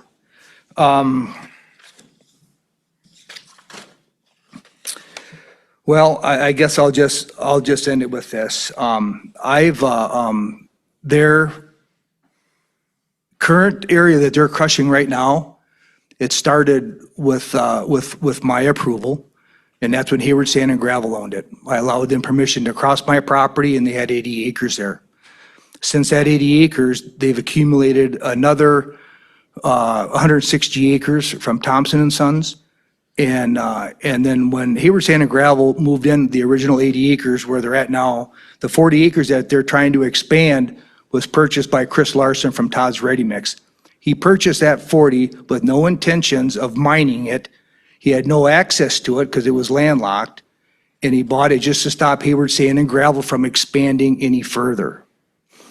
So the bottom line is I understand the value. I understand that we need the gravel. I've been working with Jerry Thompson, trying to work with him to get some of the property. I want them to excavate all of the gravel out of the land that they currently own so it can be reclaimed before you allow them to devastate any more forest and mine any more property. So if we can get them to start reclaiming at least a half a mile alongside of the property that I already own, let's get the gravel out of that, let's reclaim it, let's plant some trees, and then we can further your operations. But at that time, the crusher cannot come any further or any closer than it is right now. That product is going to have to be moved to the crusher. So I guess that's what I'd like to say. Thank you. Thank you, sir. Anyone else?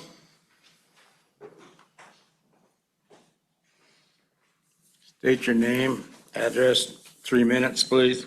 I'm Jerry Etchison. I live at 11408 North County Road, T. Hayward, and I am totally in opposition of this. The little bit of land that they want there is not going to help them at all. They claim there's only about 25% of the stuff that they move that they'll be able to process. The rest of it's all garbage, supposedly, so I heard. The noise, the dust, and the devaluation of property in the local area, and the effect on people that live there, and the effect on animals, and the valuation of the property itself, and the air purification of the trees and stuff that's there. I'm totally in opposition of it, and I hope you'll listen to us people and do something. Thank you. Thank you, sir. All right, anyone else? Zilmer?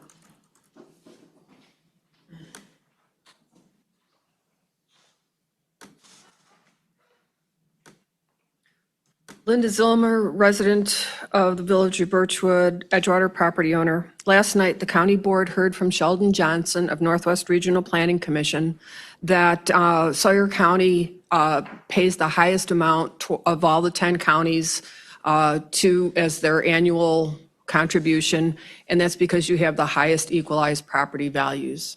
You have the highest equalized property values primarily because of the recreational development.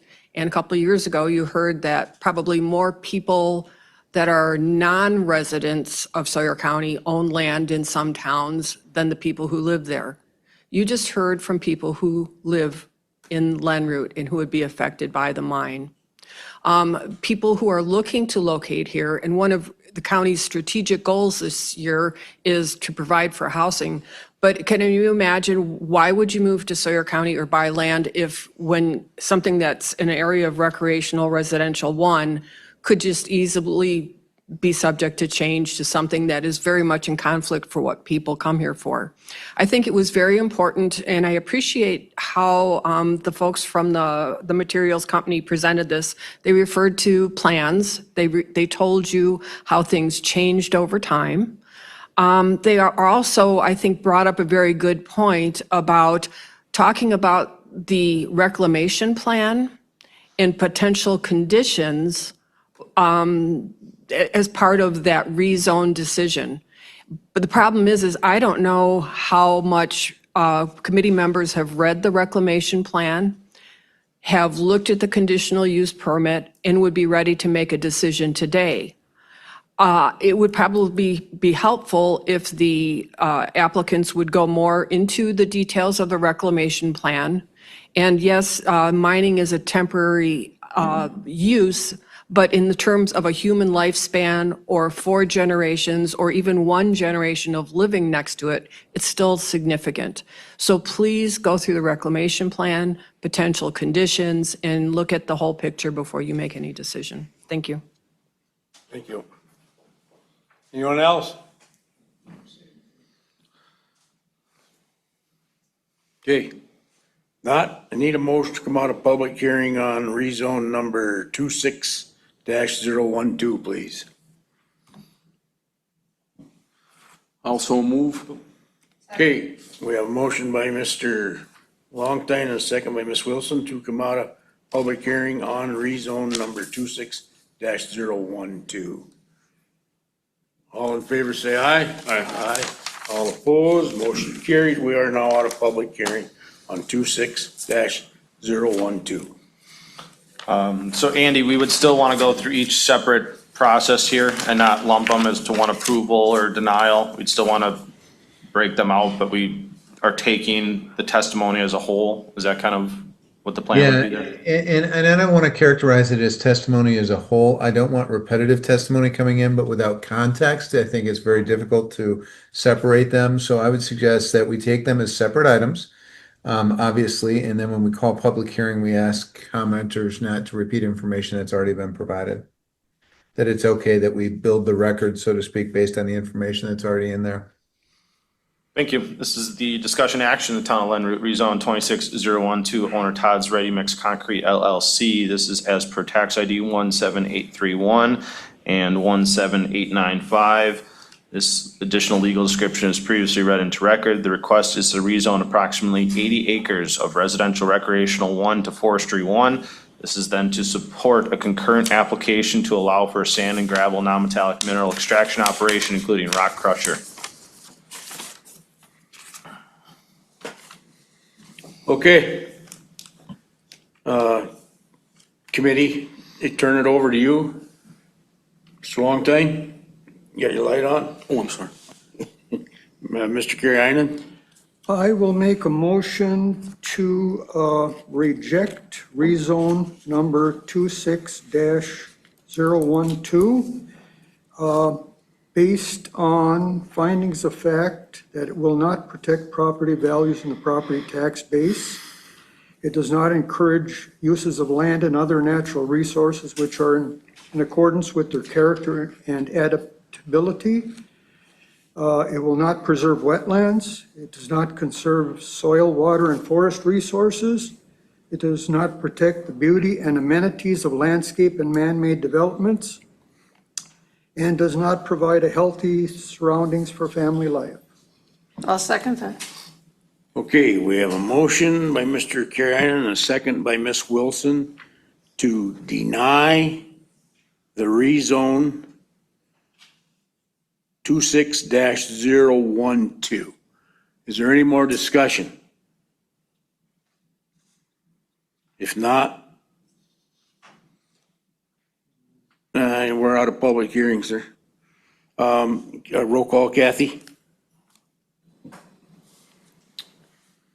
Kay Wilson. Yes. Ron Buckholz. Yes. Jim Evans. Yes. Steve Longtime. No. Steve Karianen. Yes. 4-1. 4-1, denied. Okay. All right, so now I need some additional help, Andy, because the rezone has been denied. Well, would you still open a public hearing for the conditional use permit, go through discussion action of the conditional use permit? One of the conditions as part of the conditional use permit is the rezone is approved. The applicant cannot meet that said condition, so based upon that information, I would assume the committee would have to deny the conditional use permit. I think it's a moot question, and I think that it's an opportunity to have further discussion with the applicant. I don't know if the applicant sees any need to proceed with the CUP application at this point. I would ask the applicant if there's any reason, because I think it's moot. Okay, applicant, you want to step up and answer the question that was asked? Yeah, we would like to add some more information to the record. I'd like Candy Anderson, a geologist, for us to come up and talk about property values quickly. Okay. So, thank you.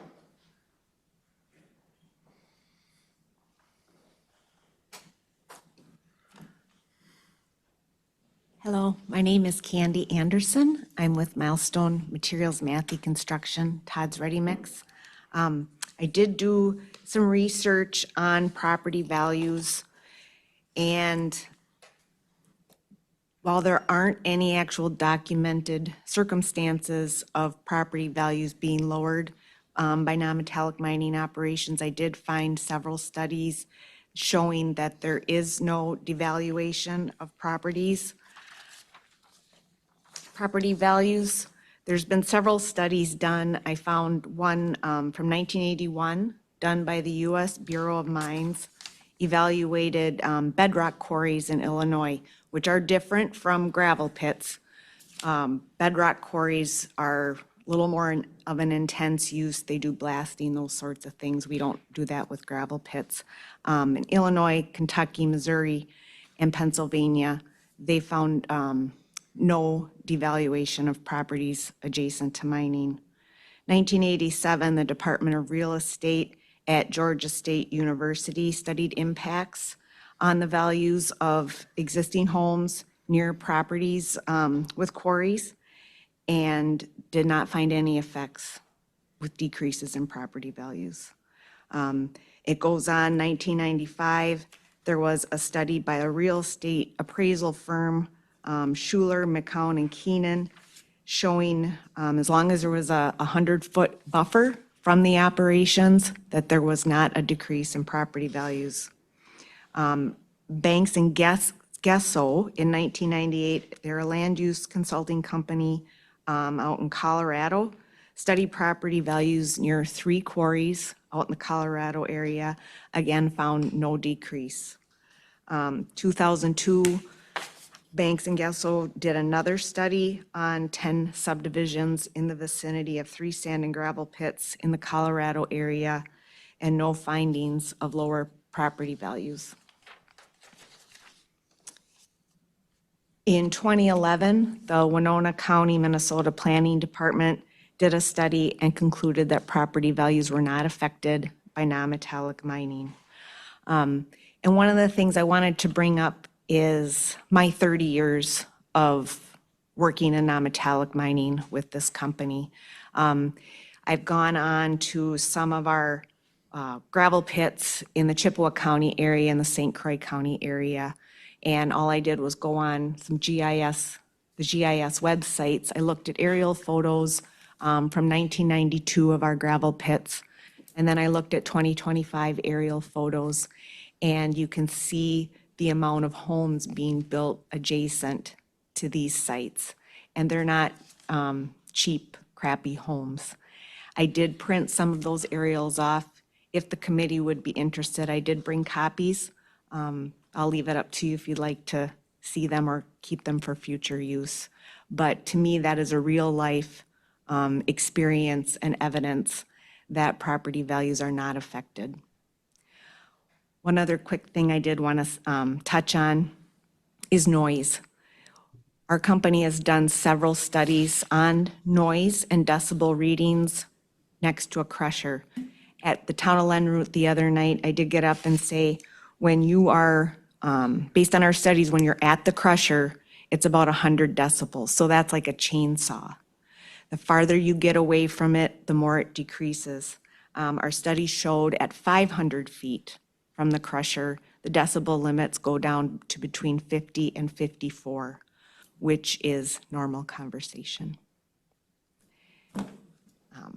Okay, thank you. Would you like you don't have to, but. No, I don't need to see it. Okay. Thank you. Andy? Mr. Chair, if I could. Yeah, go ahead. It wasn't clear to me. We didn't open the public hearing on the CUP. I think the question was whether the applicant was agreeing with not proceeding with the public hearing on the CUP, given the fact that the rezoning petition was denied. I think it would be appropriate if you want to accept that information into the record, so to speak, on the rezone application. I think that's fine. Otherwise, I think we do have to open the public hearing on the CUP and accept it there. But I'm just thinking procedurally, and I don't know if your zoning administrator has a preference, but perhaps we just allow that information to come in support of the application for the rezoning petition. Yeah, I would think that would be the best time to do it. Procedural wise, the only thing that I guess I would question is that, you know, the zoning committee at this point has made a recommendation for denial to the Correct, to the county board. Correct. So I would say that we probably should still go through the conditional use permit, because there may be a very unique instance where county board does not accept the recommendation of a zoning committee, and now we haven't heard the conditional use permit, or maybe we even at least, you know, postpone the conditional use permit until said time county board ratifies the zone district approval or further upholds the recommendation of zoning committee for the denial of the rezone? I think that's a good point. I think that would be up to the committee as to whether they want to proceed with the CUP application. One of the conditions, of course, would be rezoning. And if the committee wants to proceed with that, it can. Otherwise, it can postpone until the county board weighs in on the rezone petition. Committee, go ahead. I'd like to make a motion to table the CUP until after the county board has a chance to confirm or reverse our rezone application. 'Cause All right, and that's a motion. Okay, we have a motion by Kay to table CUP. I'll second it. And a second by Mr. Evans to table the CUP until after county board sees the rezone. And that would be tabling of both the plan of operation as well as the reclamation. Reclamation, I would say yes. Right, Kay? Okay. So, any more discussion on it? Not? Roll call Kathy to table it. Ron Buckholz. Yes. Jim Evans. Yes. Kay Wilson. Steve Longtime. Yes. Steve Carriennen. All in favor, thank you. Thank you.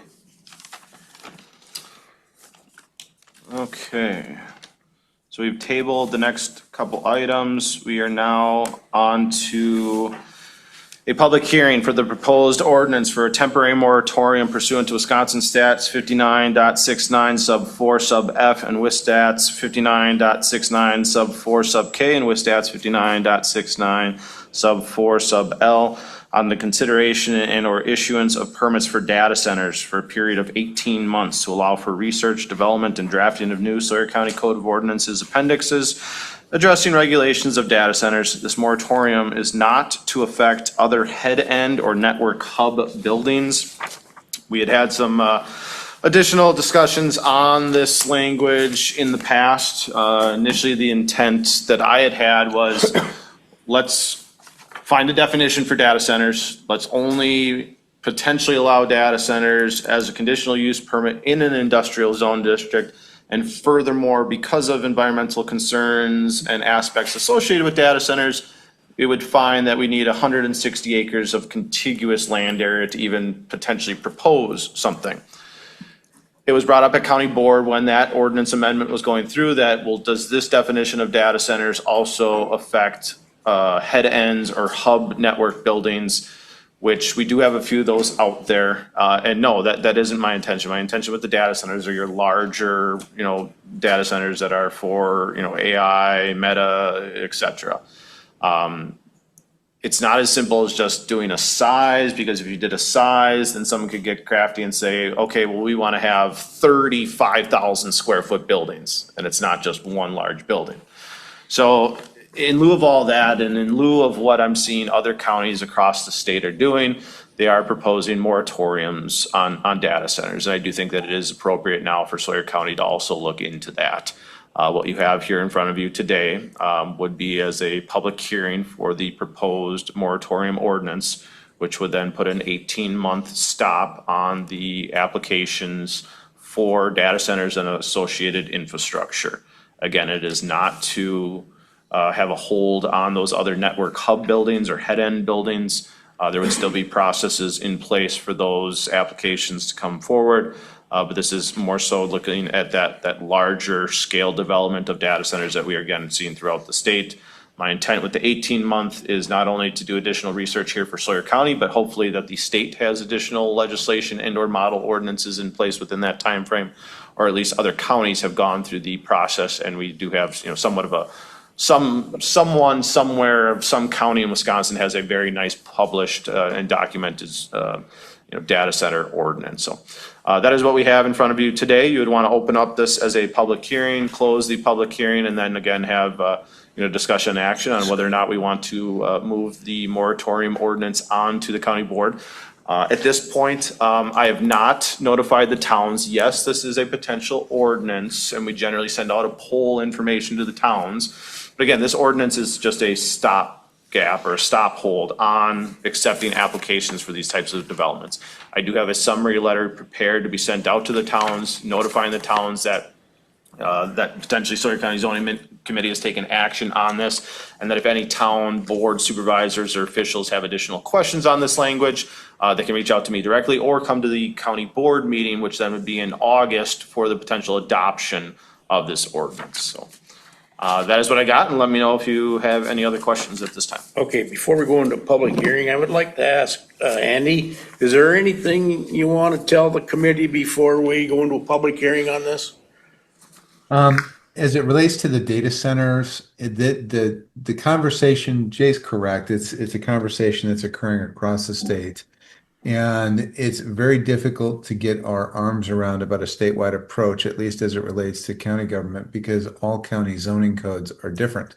And so different counties are doing different things. There are some counties that are not acting on a moratorium simply because their current zoning code doesn't recognize a data center, at least the larger ones or hyperscale ones, as a permitted use. And so there's no need for a moratorium.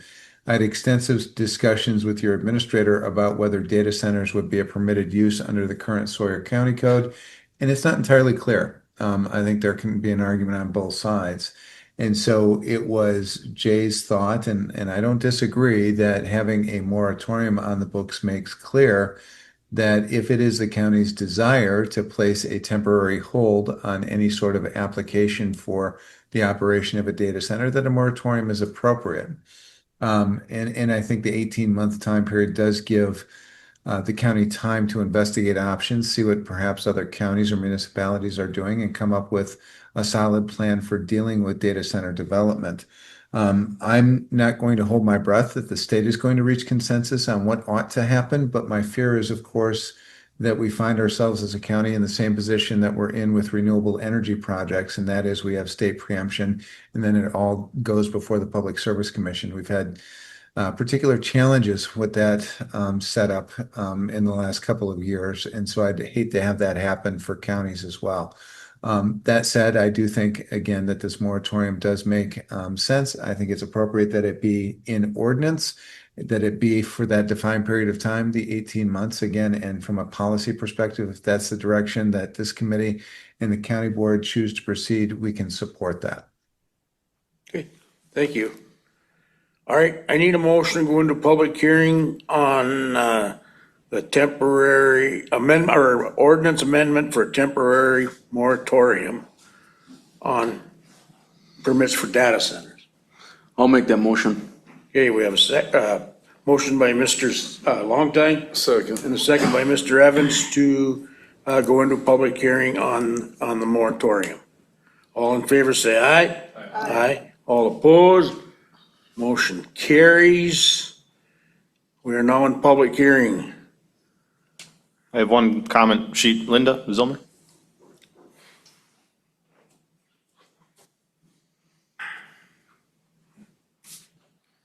Linda Zillmer, Edgewater property owner, and I am very pleased to see that when this was finally posted on the afternoon or later of July 15th, that this resolution and the ordinance is very thorough and robust, and especially if you compare it to the solar moratorium ordinance that you had previously.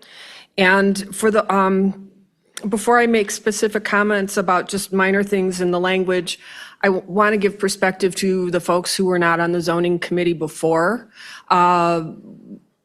The county has been approached. Actually, the Economic Development Corporation was working with One Scout, and there is land in Sand Lake that was a is a potential site for a solar, a large-scale solar installation.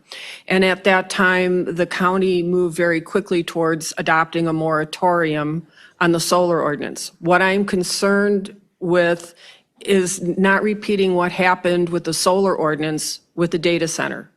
So when the public hearing for the solar moratorium first was held, I made public comment then that it should not be just solar ordinance moratoriums, but data centers were already on the horizon.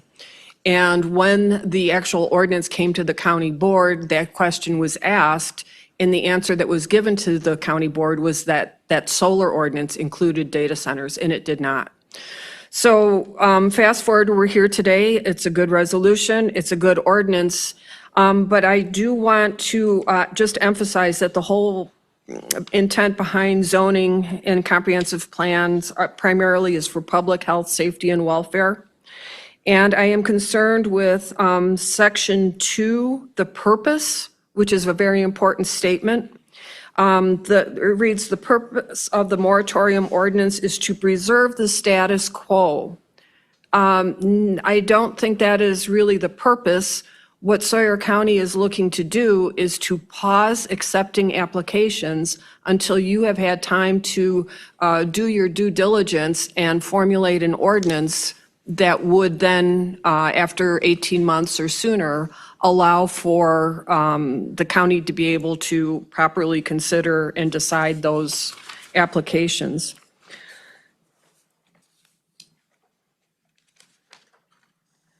I also have a concern with, it's in Section 4, the second to the last paragraph, that the temporary moratorium set forth in this moratorium ordinance shall automatically terminate upon the effective date of an ordinance establishing a permanent zoning or permanent zoning regulations. This is my concern, and I had a lot of communications with the county over extending the solar ordinance to allow time for an adoption of an ordinance and time for thorough public comment. And now what I will argue is that the county has adopted a solar ordinance that conflicts with state statutes.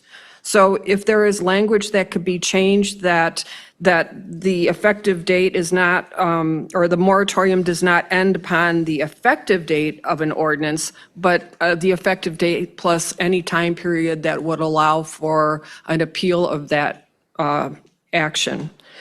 Then going down to Section 6, there are phrases about allowing the zoning administrator at his discretion to consult with other counties, municipalities, but also with experts, scholars, professionals. And with regard to that, I think, yes, I think if the county administrator contacts other counties or municipalities, that he shall bring you back, the zoning committee, timely information to keep you informed, because that's another thing I'm comparing with the solar ordinance. There was no training. There was no feedback on an ongoing basis to the committee as to what was being found, and that if he is consulting with any engineers, lawyers, or others, that it's with your approval. And so again, those are, I'm more concerned with what the county does and going forward with this. And if you recall too, when the draft amendment went out to the towns, even some of the towns that went along with approving it as a temporary measure, they requested a moratorium ordinance. So I believe the towns will go along with this too. Thank you. Thank you. Right, anyone else want to speak in favor? Anyone want to speak in opposition? Not, I need a motion to come out of public hearing on the temporary moratorium. Second. We have a motion by Ms. Wilson, a second by Mr. Longtime to come out of public hearing on the temporary moratorium on data centers. All in favor, say aye. Aye. All opposed, motion carries. We are now out of public hearing. This is the discussion action for the proposed temporary data center and associated infrastructure moratorium pursuant to the Wisconsin statutes that are listed as part of today's publication on the agenda. Okay, committee.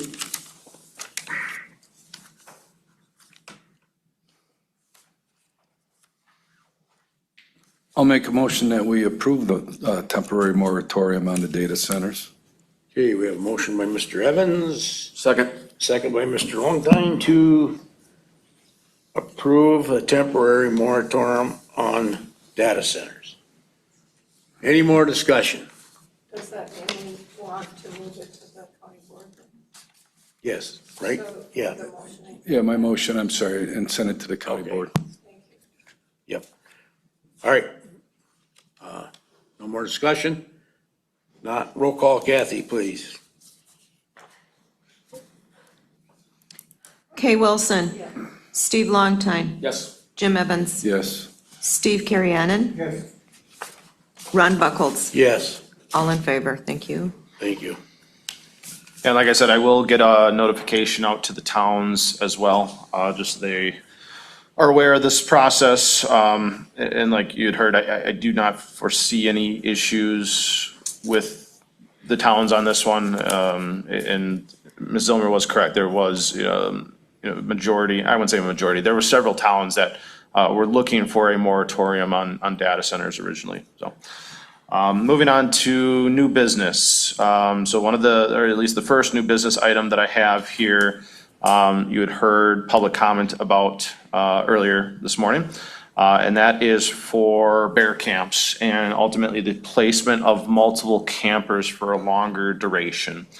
Currently, we do have ordinances in place that regulate camping. One of the ones we have is for special events, family reunions, those types of items. And that would then allow for 5 campers for up to a period of 7 days.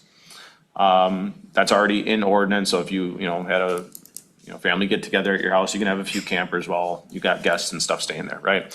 This is a larger duration and probably more than just the 5 campers for this type of bear camp scenario. I have no other mechanisms in place within the ordinances that really allow for this type of use.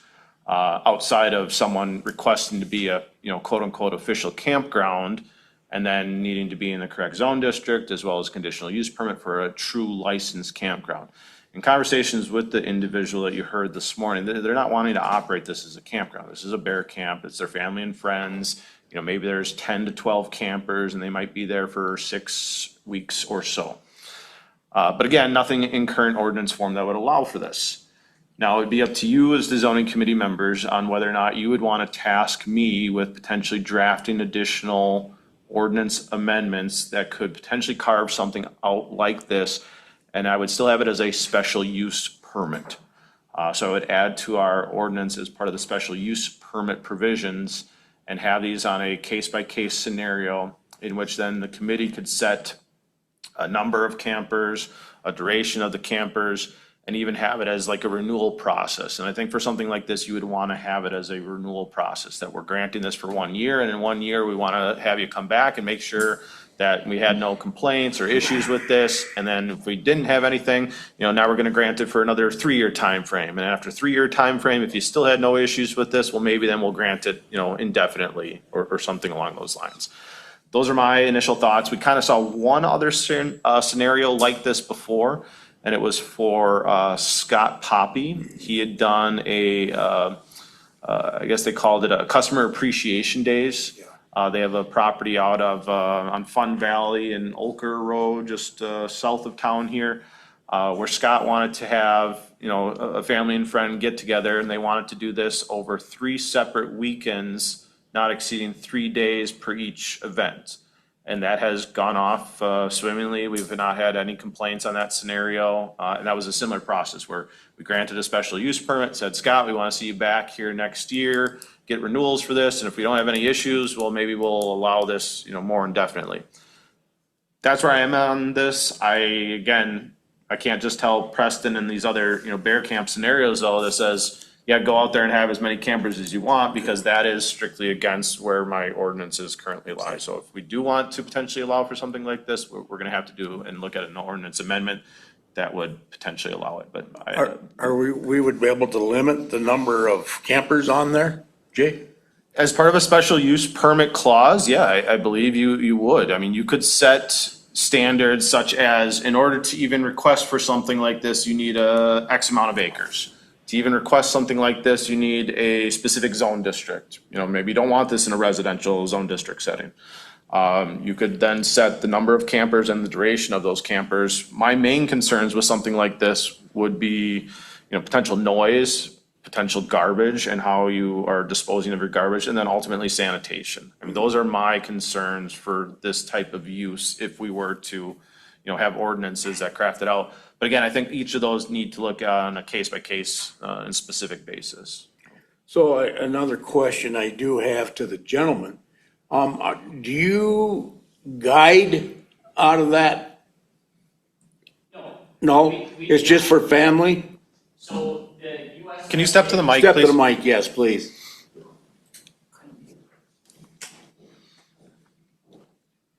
No, we do not perform any guide service out of our camp. The USSA is a completely free hunt for specialty needs kids. So we provide all that for free, camping, food, driving them around. So we don't charge any money for that. Okay. All right, thank you. I do have to ask, since you, I don't know how I want to say it, since you got rid of them other 4 topics, would you be willing to open up public discussion on this? Since you closed it in the beginning? No, we've been here too long. Okay, thank you, sir. I appreciate that. And again, this is just discussion only for the committee at this point, and ultimately, I'd be looking for guidance from the committee. Is this something we want to further explore? If we do want to further explore it, I would come back either next month or the following month with some potential draft ordinance language. And that's really the process it would have to go. You potential draft ordinance language, you then would, vote on that draft ordinance language to send it out to the towns. The towns would look at it, review it, send it back to us. We'd hold an official public hearing process on it, and then go to county board for ratification. So, I mean, you're still talking several months. This is probably not gonna be something that's going to be, set in place for bear camp in, September is usually the start of bear season. So, I mean, we do have some time to, look at this and craft it, but again, looking from discussion from the committee as to, do we even want to go this route or not? But again, in the current ordinance form, don't have any other solutions for this type of use. Go ahead, Kate. If you open this for this particular issue, you're then opening it up for deer hunting camp, pheasant hunting camp, all sorts of hunting, whatever hunters do in the woods. So I think we have to look at the potential that it fits more than just bear camp. Right, and I would agree. And again, this wouldn't be any type of permitted use, and it's just, yeah, go ahead and do it. We got ordinances. It would still be a special use permit, which would still require town board approval and be as a public hearing process in front of this committee. And that's, again, where you can look at each site specifically and say, because you have this acreage, we are limiting the number of campers for your, pheasant camp, and now you only get, 5 campers on your pheasant camp, as opposed to this other bear camp one, and they had 40 acres, so we allowed them to have 12 campers, something along those lines.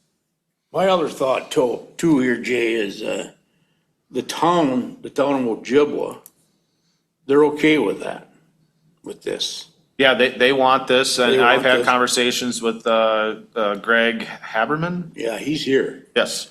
I've had conversations with Greg as well, and, he had asked me, is there any way to have this approved? Is there any way that we can allow for this to occur? And similar to what I'm telling you now, current ordinances don't get there unless someone was to officially request to be a quote-unquote licensed campground. And again, that's not their intent. They don't want to operate a campground. When you start, getting into the operation of campgrounds, then you fall under other DAG-CAP standards, ATV 79, for having as a licensed campground. These are temporary, camps for hunting purposes or special event purposes. Yeah, and listening to that gentleman on his hunts, which the people that they do it for I'm really happy that they do that. Because like my son is a licensed bear guide, and he takes a lot of these handicapped hunters and stuff, and it's just amazing. But his bear camp is my house, so but I'm happy for what you guys do it, and I guess we just have to take a look at this. And So Jay, you need a motion for Not a you? motion, Okay. it's just new business, it's just discussion, and I guess, but at this point, just like a, straw poll, I mean, do you, the committee, want to look at potential draft ordinance language to allow for these types of special event? We have the request. I think we should pursue it. I would agree. I think we should look at, and if you want to meet together or talk about it, that'd be. Yeah, I'll Throw see some what I can ideas pull around. together by August's zoning committee. If it's not August, again, and no disrespect, Preston, I mean, we're not gonna get, regardless of what we decide, we would never have anything, as part of an adopted ordinance language by this bear season, right? So we do have some time to, craft these ordinances and get them right before we'd even go through any type of public hearing process. So if I don't get something to you by August, I'll have something as a draft version for September. Okay. All right. So, Yeah, that's all. I don't need anything else as part of that. The next item we have, and we again heard as part of a public comment this morning, as far as non-metallic mining in industrial zone districts only. This was from Ginny Chabak as far as her request that the committee look at all non-metallic mining be either in an industrial zone district. We'd also heard public comment from Linda Zilmer that maybe it's not as appropriate to be as in an industrial 1 zone district, but almost have a separate zone district as like an industrial 2 or a C2, some other zone district where just non-metallic mining would fit into. I'll just tell you what some of my concerns would be with that type of process. You would then potentially be creating non-conforming uses, right? Our existing 64 non-metallic mines that we have currently operated in Sawyer County would all become non-conforming uses if you're switching the zone districts from what they're currently allowed in. How do we then, clean those non-conforming uses up? Well, you'd almost have to allow the applicant to submit for a rezone to get into this new zone district, whether it's an I1, I2, C2, whatever zone district you can think of. And that creates some challenges right off the bat. The other aspects that I think are challenging legally then would be, are you then spot zoning these individual properties when you're now actually going against comprehensive plans by rezoning into these specific areas? I mean, this is a really large endeavor where you'd have to have the towns on board as well to go through an amendment of their comprehensive plans and look to see where they have existing gravel pits and identify these as those new zone districts, as well as where they want to see future gravel pit operations occur, so that if we have a producer of non-metallic mine material, that they're allowed to get into this new and specific zone district, which I think is a very challenging process. But that's my 2 cents on that, and I'll let the committee discuss further, or we can have legal counsel potentially weigh in on that as well. me? You want to hear from Andy? I'd like to hear from Andy. Andy, you want to give a comment on that, please? Yes, thank you, Mr. Chair. I think I echo Jay's comments on this. I think there is a challenge in attempting to rezone all of the properties upon which these non-metallic mines would sit as industrial. I think that whenever we deal with land use planning and land use regulation, that with an operation like a non-metallic mine, it is best served through a CUP process, which you currently have. That way you can address unique and individual concerns property by property. And so I would have a tough time trying to figure out exactly how we deal with the transition to industrial only. In terms of creating a special zoning category for non-metallic mines, the other challenge I have with that is that these are not long-term uses of the property. When I say that, I mean it's 20, 30 years on the life of the mine, and then it is reclaimed into something else. So then do the property owners come back and request a rezone back to the previously existing classification? Again, that tells me that we fall more into a CUP category than we do a permanent rezone type category. So of course, the committee is free to direct staff to follow whatever policy direction that the committee desires, and it's my job as legal counsel to make sure that we're legal in whatever it is that policy direction may be, but I see some significant challenges with this one. Okay, all right, thanks, Andy.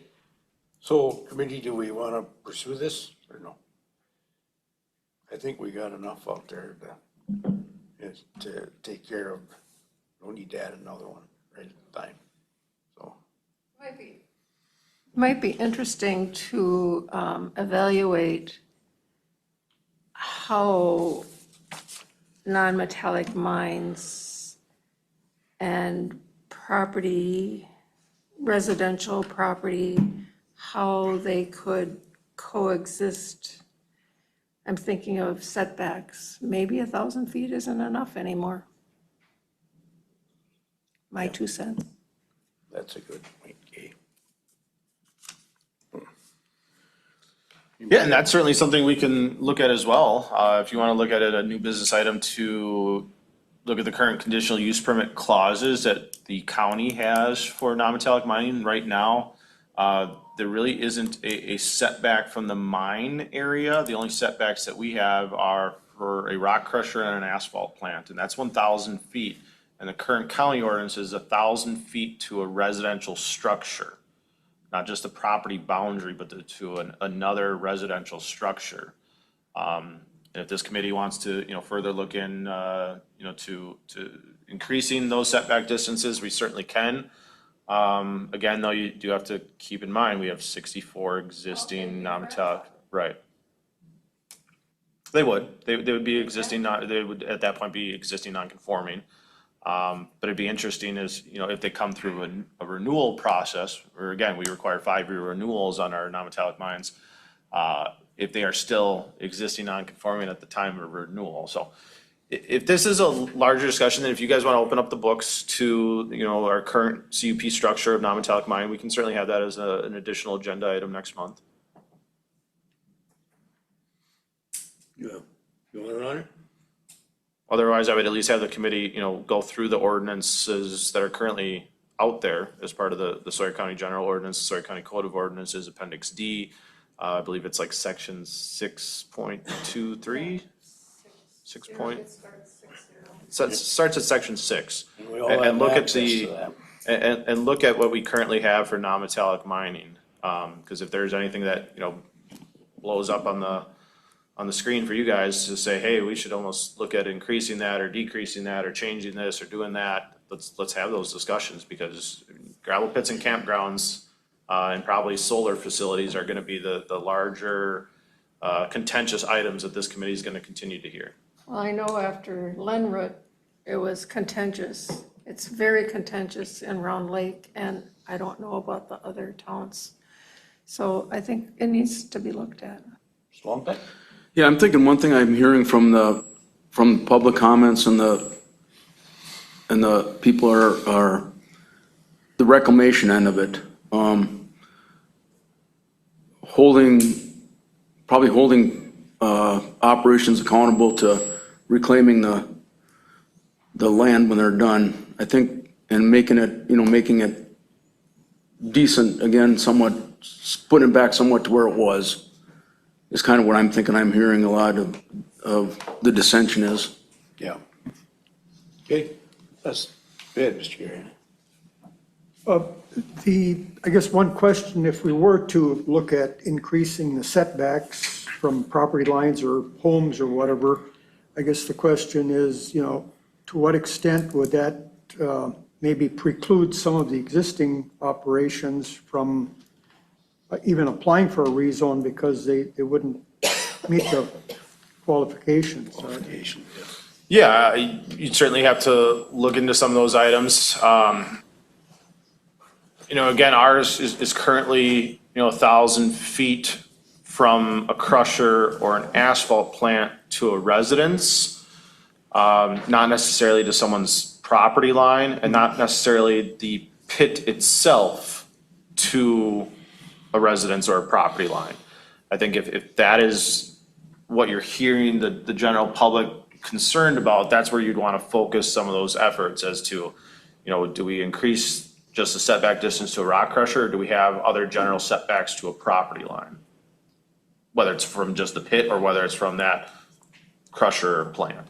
Yeah, and one of the realities, I think, is that distance alone doesn't determine like noise levels, in the surrounding area. It's whether it's a berm or woodlands or something to muffle the sound. And buffering would even be something to consider as well. I mean, maybe you have a 200-foot buffer from the pit to the property boundary in which that pit is located. Then you're already giving a 200-foot buffer setback to begin with right off the bat.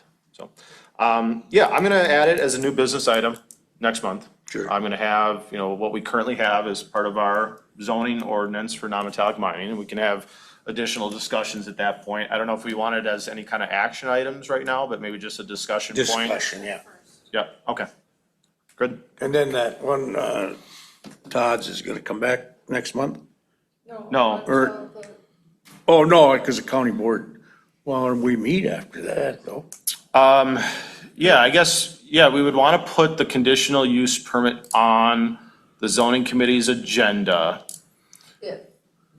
Well, I'll have it as part of the publication regardless. Yeah. If the county board further takes the recommendation of zoning committee for denial, I would, again, kind of look towards Andy or Rebecca, but I don't think any action is needed to be taken on the conditional use permit then at that point. We would just say that the rezone was denied by county board, and therefore we are not holding the public hearing for the conditional use permit. Is that kind of what you would see there, Andy? It is, Jay, and I think it would be a conversation with the applicant. And again, it's a moot point, and so we would simply say that the application is denied by staff because it's moot. Right. And if for some reason county board doesn't go with your recommendation, then we're on for the conditional use permit. Conditional use permit. Yep. You got that, Kath? Cool. Okay. Any other new business? I had one here. It was from, again, another gravel pit issue. We heard from another public comment here for the select materials from Cindy Bijou as far as the reclaiming of a roadway. I do have Tim Seidel, our Assistant Conservation Administrator, scheduled to go out there next week and take a look at this. I've been out there a couple different times. We will report back to the committee, and I might even send an email to the committee members prior to the next zoning committee agenda. But this is an ongoing situation. And I'll just kind of keep you guys in the loop. In the loop. This one gets a little bit sticky because the roadway is not on the property in which the mine is located. It is not part of a mining activity. It was for the creation of a road. And now individuals want us to reclaim something that doesn't necessarily need to be reclaimed is because it wasn't part of the pit to begin with, but we'll further investigate it. Okay, all right. Well, I Good. think there was a cease and desist for that road from the DOT as well.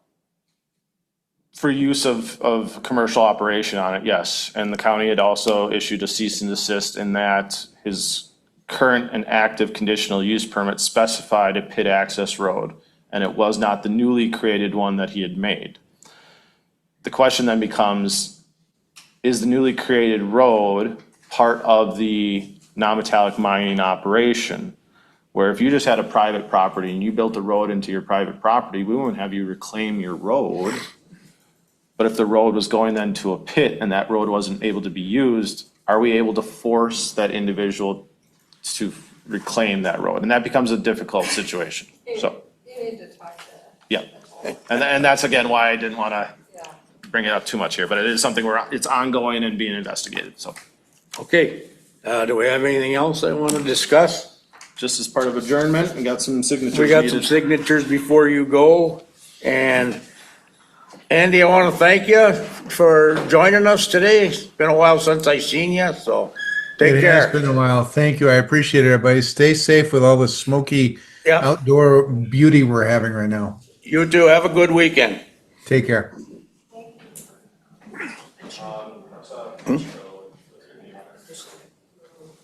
That's okay. What'd you say? Yeah, I will. Nope, I'm just waiting for him to do that, and then we'll adjourn.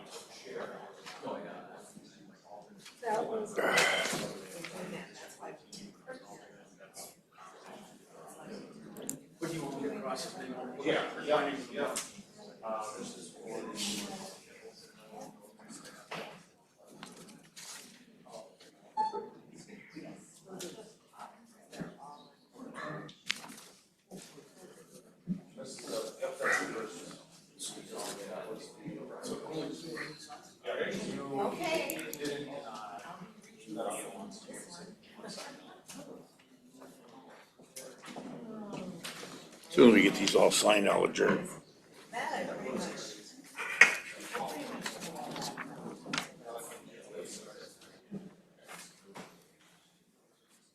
Oh, yes, I know.